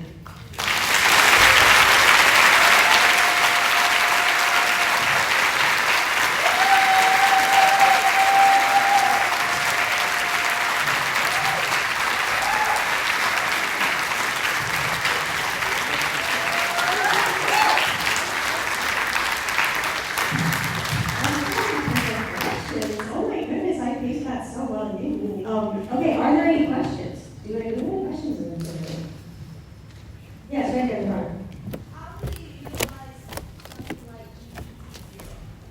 Oh my goodness. Okay, so the question is, how do we utilize something like GPT-0? Checkers. Oh my goodness. This is such a good question, Elite. And I've dealt with it a lot. Oh my goodness, this has made up such a huge part of the conversation that we've had in the past 2 years. So when I said regulation is not the solution, better information is, that's touching on that a little bit. I'm going to try to remember the statistic off the top of my head. So I'm going to say I have some very bad news that I really would like to not give you all, but I'm compelled to. AI detectors don't work. They've been theoretically and empirically proven by 4 graduate students at the University of Maryland to not work. Empirically and theoretically. They perform, and I'm going to quote this, no better than a random classifier. Can you say it again? You guys are fire. This is great. I love it. Okay, so they don't work, which sucks. Turnitin will not tell you that because Turnitin wants your money. In the biz, checkers are what we call reactive technology, which means they are always reacting to the technology. They are inherently reactive. They are always reacting. They exist because they are reacting to some other type of technology. That means they're always 2 to 3 years behind where the technology actually is. In terms of AI, that's untenable. We're talking about 3 months, 3-month overtures. 3 months is all overturned. Like, it can't keep up. So what do we do in a world where AI detectors are straight up they don't work? Oh my goodness. We educate our students, we educate ourselves, we talk to our students. I used to be a proctor in my career was a proctor, and we know the data shows that just talking to students about cheating greatly diminishes the likelihood that they will. So I told faculty, I was like, I know you're right. It's not like you have enough to do already. But if you have a few minutes the first day of class, talk to students. Be like, hey, just so you know, I'm on the up and up. And know about this technology. I took care of my little sister. I was my little sister's guardian for a long time. And she just started going to college. I'm so proud of her. She joined a community college for Ray. And she came to me. She was 17. How old was she at this time? She was 17. She comes to me and she goes, hey, I found this like new secret thing on TikTok. It's helping students like cheat in their press don't know about it. I was like, oh my god, what's it? She's like, ChatGPT. Our students are like, they kind of think we don't know stuff. They kind of think we're like a little dumb when it comes to technology. So just like telling them that you kind of get it, that really helps. I would give anything to hand you a silver bullet right now. On God. Like if I could pull something and give it to you, I would give it to you. That's why we gotta have these conversations, because it gets tricky with things like bit reports, which we call in our school. It's really tricky. So I'm here to tell you to protect yourselves. It won't come in court. It just won't. So be mindful of that. It doesn't mean you shouldn't use them. They're not totally useless. They're a really good guide. I tell folks to use them like guideposts. But don't let them have your dollars. You're paying extra for that. Put your dollars somewhere else. We don't have a lot of dollars. Another question. Yes, see this here right here. How do you think AI is going to affect the healthcare? Oh my goodness. How is AI going to affect the healthcare field? A lot. Good or bad? Okay, I'll give an example. So in 2018, there was this new AI technology that was developed, and it was a machine that would read reports of folks health histories and predict whether or not they're going to have cancer. Right? Already, everyone's like, this is a sad story. It is. Oh man. So it just didn't work. So a bunch of people thought they had cancer and they didn't. Some people thought they didn't have cancer and they did. It also like totally underrepresented the black folks. The rejection machine. It was like, you're fine, which I don't even have time to get into how extremely, I can't even say bad words, this is professional, but like, I can't even get into how upsetting that is. So it will affect the healthcare industry in every possible way. I mean, we're talking classic automation, right? I'm getting text messages from my doctor now. I don't mind that, but that's AI. The doctor's not texting me, AI told to text me. So automation of all the like kind of the office stuff, if that's happened, period, it's happened. Students even know, they're gonna have to work with this technology, they should know about it. And then in a more fundamental way, we're gonna start using it to diagnose patients. We're gonna try and make many mistakes along the way. So from diagnosis to admin to aftercare, they're gonna use these tools because they think it makes everything easier and faster. Everywhere. And that's just talking at nurses in our nursing department, which we have a great nursing department, which I'm sure you guys do. So, yeah, and we shadowing doctors for a week, being like, answer my AI questions. And they're like, who are you? Get out of my office. Could we do that one right there, and then we're going to transition because our district leadership is of here. course, yes. Thank you so much. I just wanted to add on to what you were saying. Everything you're saying is hard right now. But I saw the same study that you did regarding GPT-0. Yes. The thing that we need to be very much aware of is in that same study, it tended to bias ESL students. It tended to falsely positive ESL students more frequently, and we need to be very much aware of that. You want to come on? So what this gentleman just said was that we need to be, and this is, once again, this is the ethics, I just haven't had time to get what we talk about there, but yes, the gentleman mentioned that there's a bias towards students who like English isn't their first language. It'll be like, you're a bot. It'll not misclassify them on average if they don't speak in like this English grammar, you know what I mean? Like a native speaker, et cetera, et cetera. Yeah, guys, the AI is racist straight up. Like, I don't even have time to get into how bad. It's bad.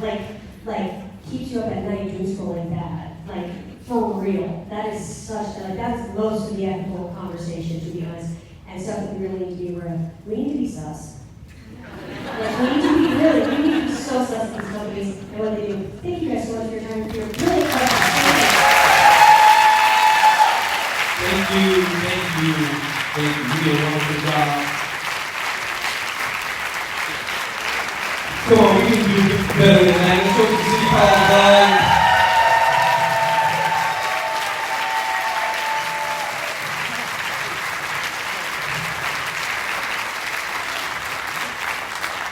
There's so much that we can say about this topic, and we have to be knowledgeable. We have to be knowledgeable. We can't be afraid when we're not willing to learn, because this is the world that we live in.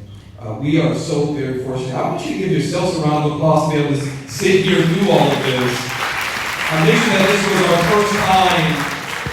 John Parker was clapping a little hard for that. This is normally our district leadership would start at City College, but this time they went to the other campus. So we were worried about how this would work, but it worked perfectly. And so again, I want to thank our featured speaker. I want to thank all of our speakers, performers prior to this. And it is my distinct honor to introduce our chancellor, who's going to go through the priorities for the district and provide some updates. So let's give a round of applause for Greg Smith.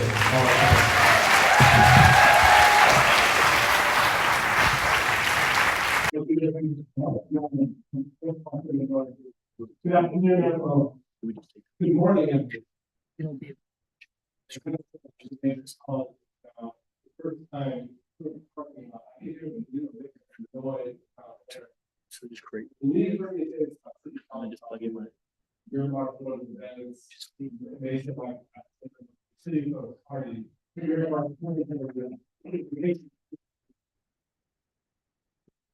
I'm really excited to be here. reflecting 29 years ago, I first walked into a community college with my higher education. I had no idea. I knew I didn't want to be where I was. I wasn't sure where I was. It was really important to my parents that I have more opportunities than they have built on them. They have created themselves. And I get now thousands of students coming in on Monday, Tuesday, courses next week. They're not paying. And at some point in their life, they're going to 20, 30, 20 years. Writing really exciting. I want to thank you for the work you're doing. This is my first district wide update.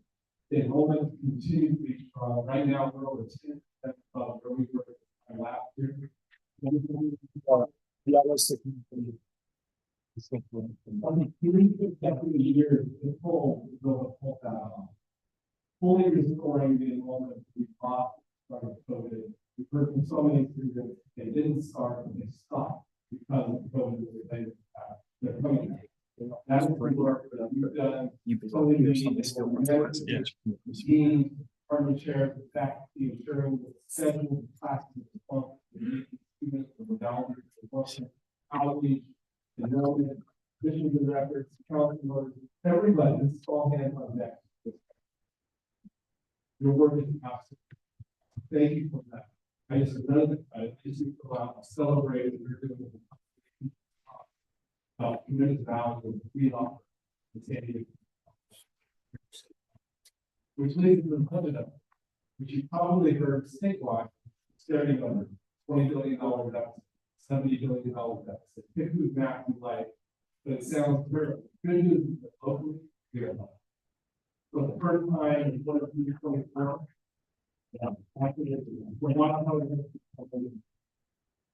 for the first time in 23-24, we earned more revenue than the students that are coming so far.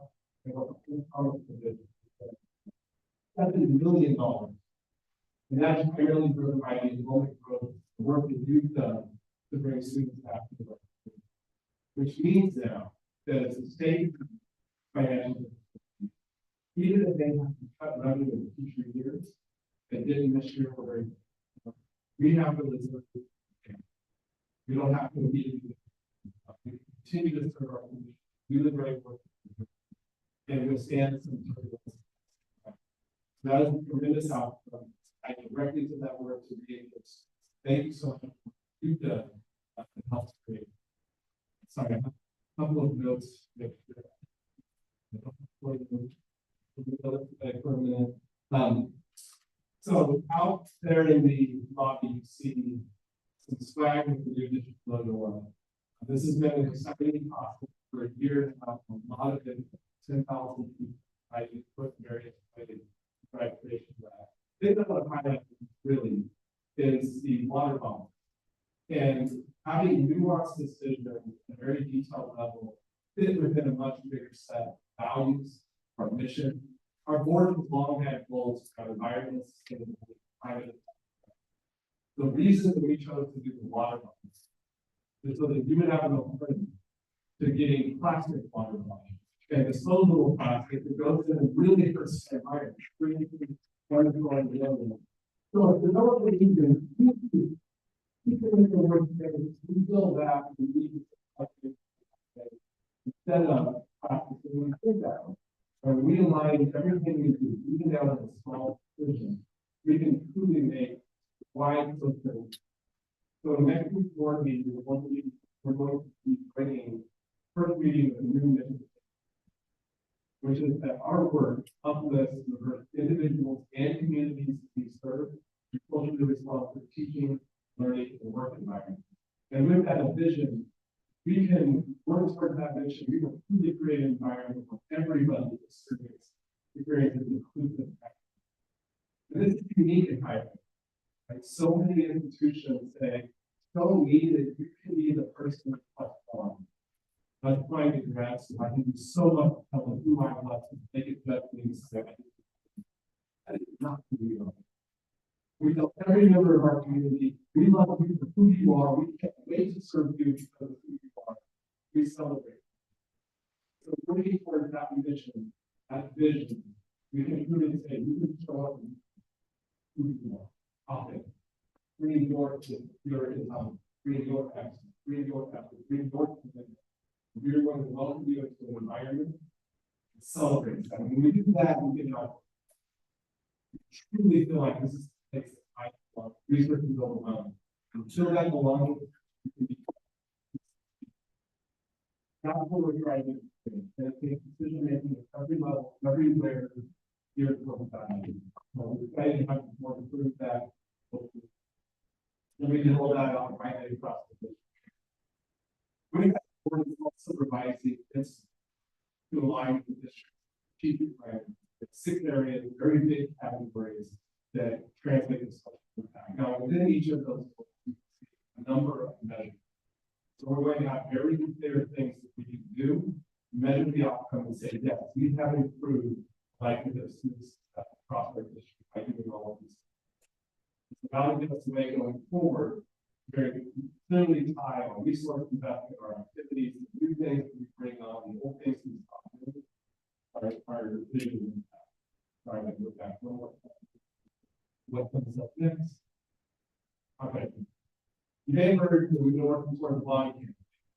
You may know that back in July, our board voted unanimously to place the bond measure ballot. We have our designation to measure age.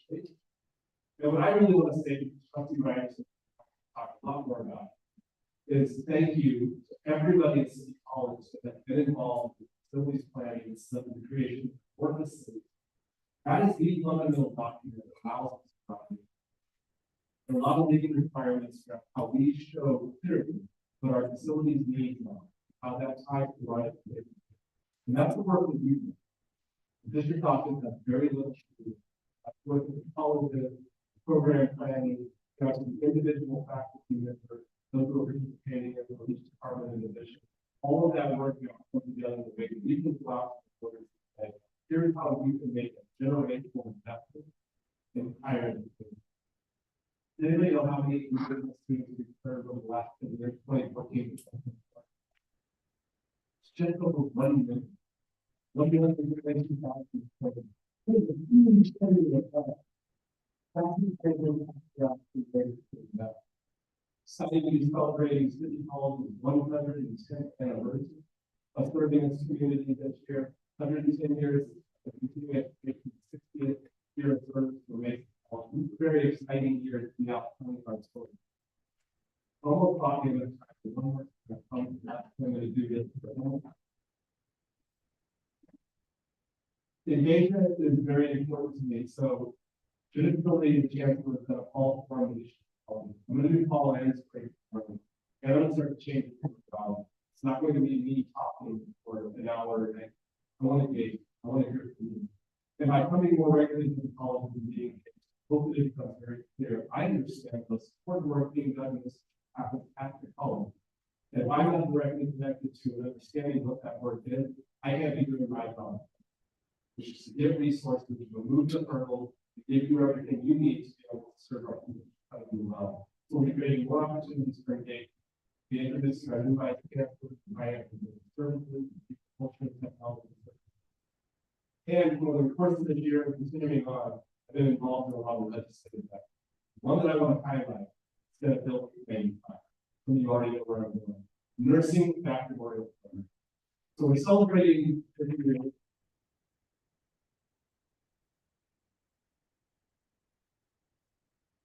City College marketing its first cohort, nearly 40 students in the cybersecurity background. Second to be offered on we want to do college join next fall. This first cohort in the public safety administration background program. Mason College is coming right on their heels with their second physical therapy assistant. And I'm committed to making sure that the next one comes BFN and City College. We have a student state number 3 in this country, ensuring that our students from registered nurses do that program. Dean Armstrong, faculty in that program are incredible. Right now, if you want to become bachelor, if you want to get a bachelor's degree in nursing in the city of San Diego, you can spend about $37,000 in San Diego. You can spend about $67,000 in cash for the university. You can spend $170,000 for a point loan. That doesn't meet our community needs. Hospitals are telling us we want nurses trained backward of the knowledge and skills they're learning there, translating to better patient outcomes. I was talking to a leader at Titan the other day who said they're thinking about in the next 5 years, moving away from the traditional regional hospital center, smaller ambulatory centers throughout the community, and bringing healthcare services into them. Nurses going into somebody's home to provide food. That's a very different way of providing services. And frankly, if I'm going to invite you into my career part of my absolutely training. We don't have people coming in from Wisconsin to take a class and then they go. We're training people in the community who reflect the diversity of our communities.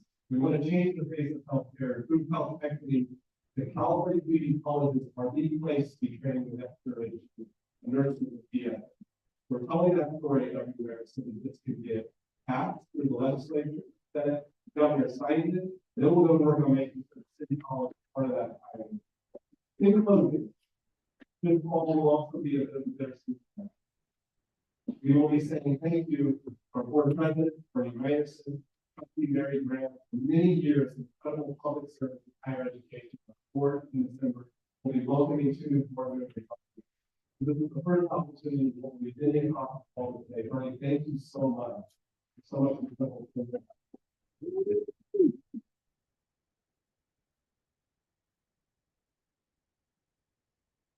Sometimes the best bringing on a public school board is thank you strong with the work is a reason for you to take and take them out and done that work because our students always there. And that has never been more evident than this past year because Bernie has been the driving force training fund. So I can welcome trustee writers to the club and make some of our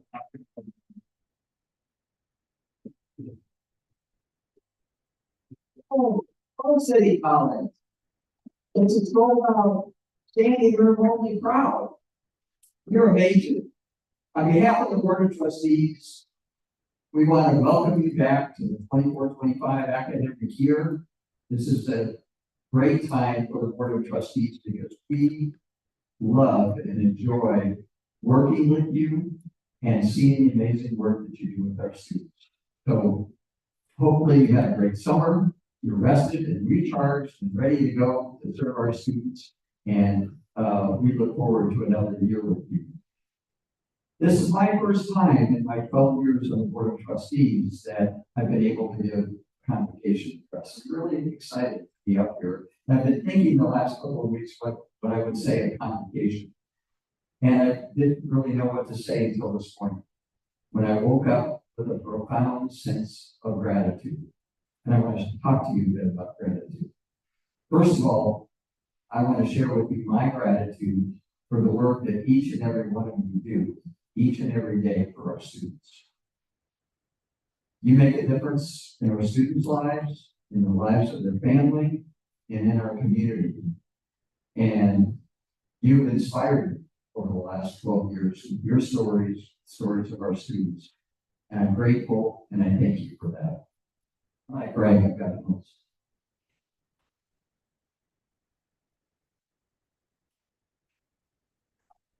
I also have a deep sense of gratitude for my 12 years as a trustee being on this board. And I'm thankful to the voters of San Diego who gave me this opportunity.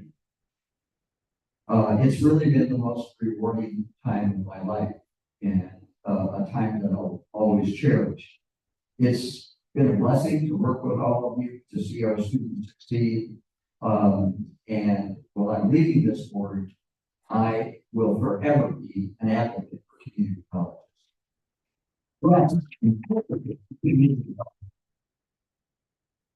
So, as I represent voters, I also have a sense of gratitude of the support that our voters gave us in 2003 and 2008 for Proposition S. Those two propositions have transformed our college campuses, and certainly at City College, we know about that with the many new buildings and facilities that have been built to serve our students here on this campus. Those bond measures gave us the resources to do that, creating great learning environments for our students. But the work is not done.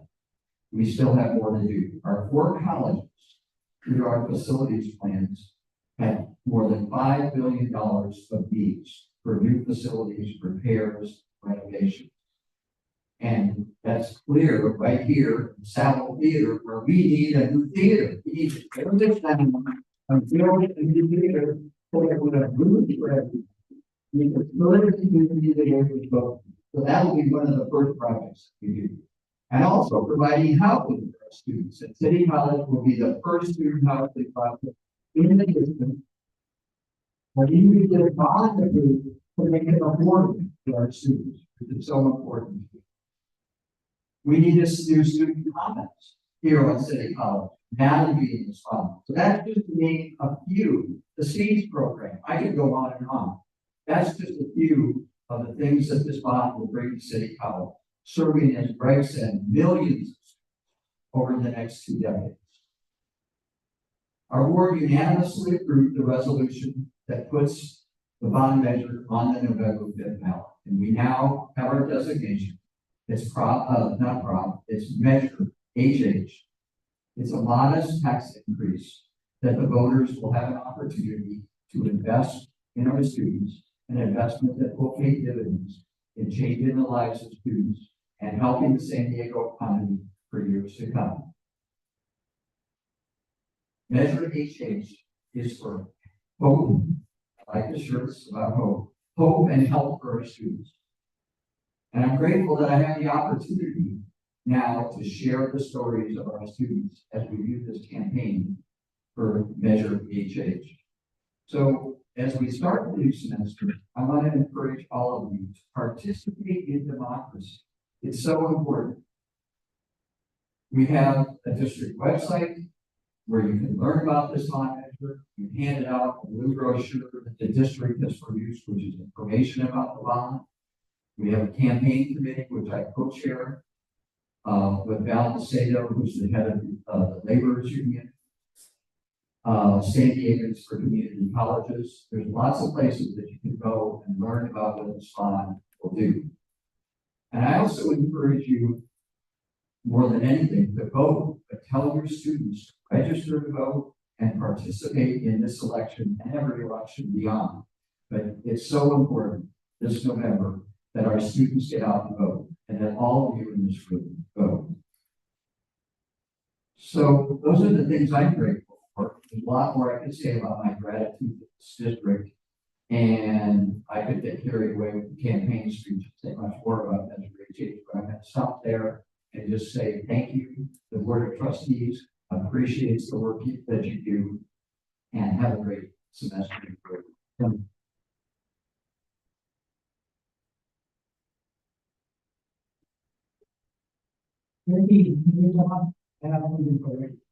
So I didn't get an introduction. I don't know. That's not why I wanted to do college. You all know that we represent 6 different colleges, right? So I can't have a paper. You know, but this is the only college that is from the zero level. Thank you very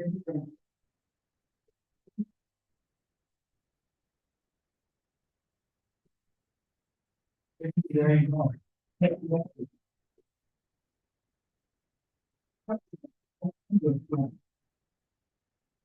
So, welcome, thank you all. I really appreciate you all being here. I love to see all of your energy that we're always have.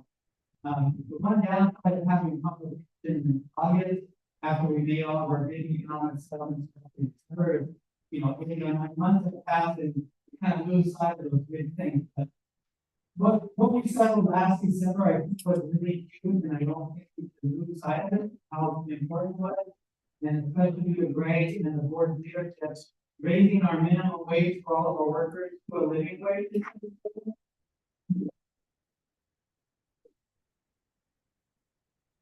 I was a really big deal. I wasn't sure I wanted to do it. But raising our hourly rates to $22.31 and our contract rate to over $30 an hour is huge, not just among educational institutions, but among all employers in San Diego County. So that's going to have an effect on raising everyone's wage up in the county, right? Because when we're paying at this rate, and that's what we're doing for employees, to put pressure on everybody else, this is exactly what we want to do as a union, right? We want to raise all of those up, not just ours. So Greg and Gord, they deserve a lot of gratitude for that. And the same topic of gratitude what Ernie and Greg mentioned, Ernie spent a lot of time and effort on this bond campaign. We are all going to benefit for from decades down the road. So I just wanted to know Ernie's work, done a lot of hard work in this campaign to make it go forward. So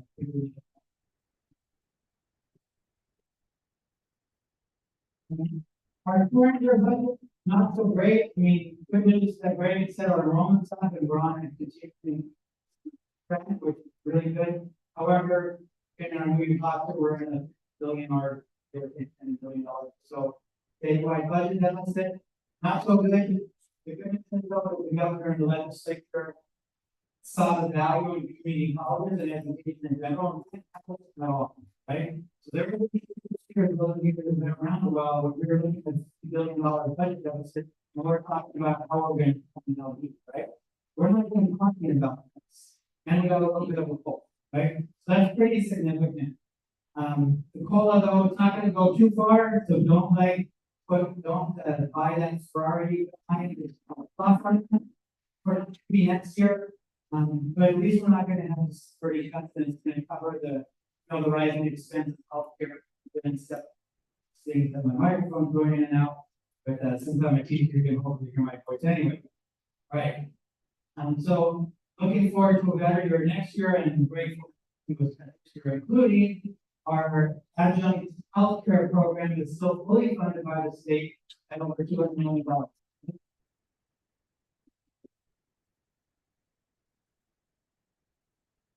In addition to that, we were able to get into the state budget higher reimbursement rate for our active office hours program. So it's going to go from a 50% reimbursement, which is what it currently is, up to 90%.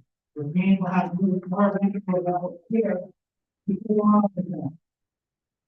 So the immediate benefit all around we're going to see of that is we up the number of hours you can do each week to equal that of which is full-time faculty. We're going to be on complete equity between part-timers and full-timers in terms of the number of office hours they get paid for. Each one class, we're going to get 1 hour a week for the whole semester. Okay, 2 classes, 4 hours a week for the whole semester, etc. But still remains to be determined is the rate of pay. Because we only have a finite pot of money, we don't know how many people are going to participate, so it's still going to be a little fluid. But the healthcare, the office hours, our salary, we're almost set up for it. We're pretty close, pretty darn close to complete equity between our full-time and part-time faculty. So that's, I think, a really significant point that we've been able to get to this year, even in a bad one.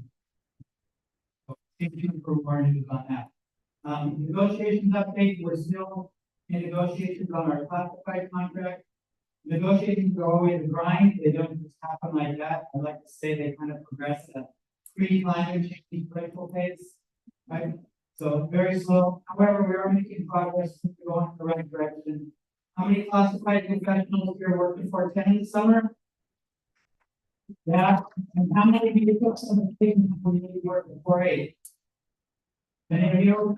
And did the college fall apart? Oh, so you can still run on 32 hours.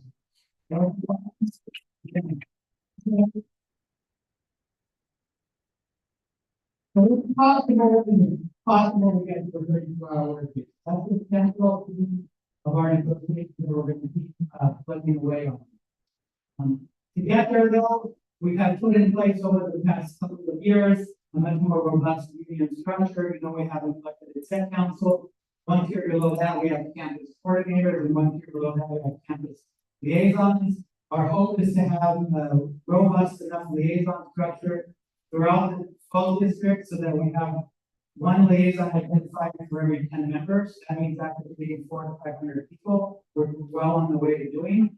And thanks to you all, we are moving at a great rate, closing in on that goal. So appreciate everybody's support and action on that. On to the fun events. We have many fun events planned for this. We have a Padres game scheduled for September 8th. We sold just under 400 tickets in a matter of hours. So next time maybe we'll buy 1,000 tickets and see what we can do earlier in the season. So that was good. We'll have the women's soccer away team at the end of September the 28th. We'll have a good day, November 2nd, where we'll have a family picnic and then a zoo pass, and we get another pass to it for a month to Georgia while after that. And then we'll close the semester with the annual teddy bear toss at the Gold Game. It's a fundraiser charity event for children, great children's hospital. So stay tuned to your email for all of those events coming up. And one more special event that you may have heard a little bit about, believe it or not, it's presidential election. So our role in that is going to be try to influence the vote as much as possible in the few swing states that are going to make a difference in this election. So how are we going to do that? We're starting already. If you see my email, I know you read all of the emails that I sent.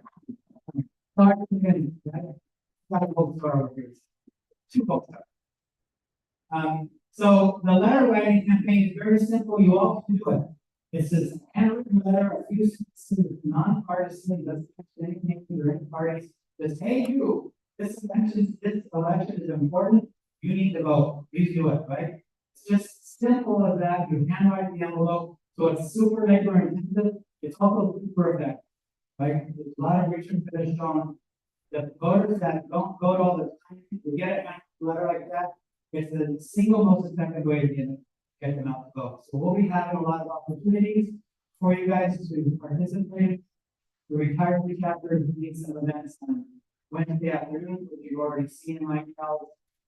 Jim Miller and others are going to be heading up a program at our union office later in the evening, as well as we'll have the ability for you to just come in, pick up a packet and go at home.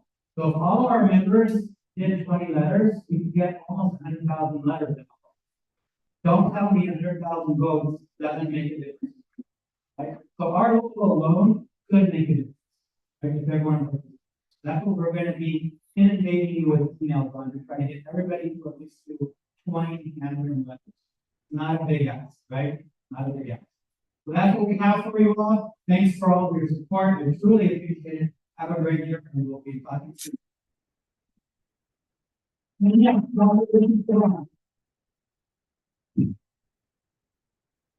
Nice, Jack.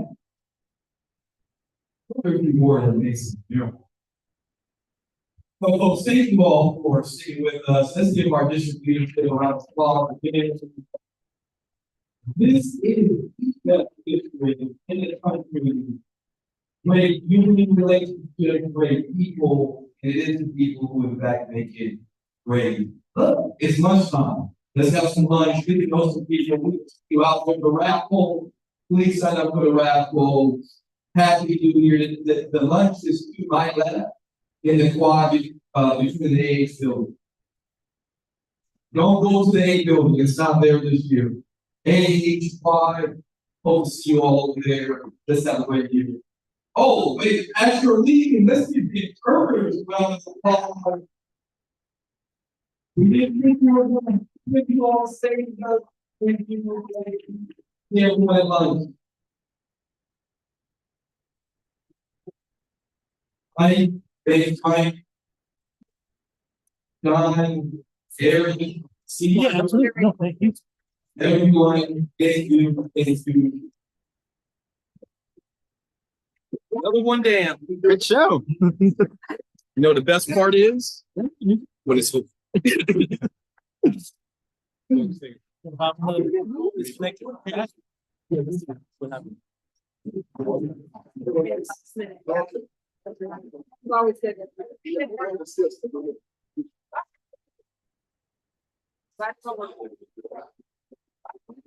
Wait, that's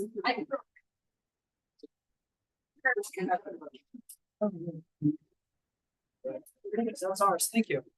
I didn't know if it was.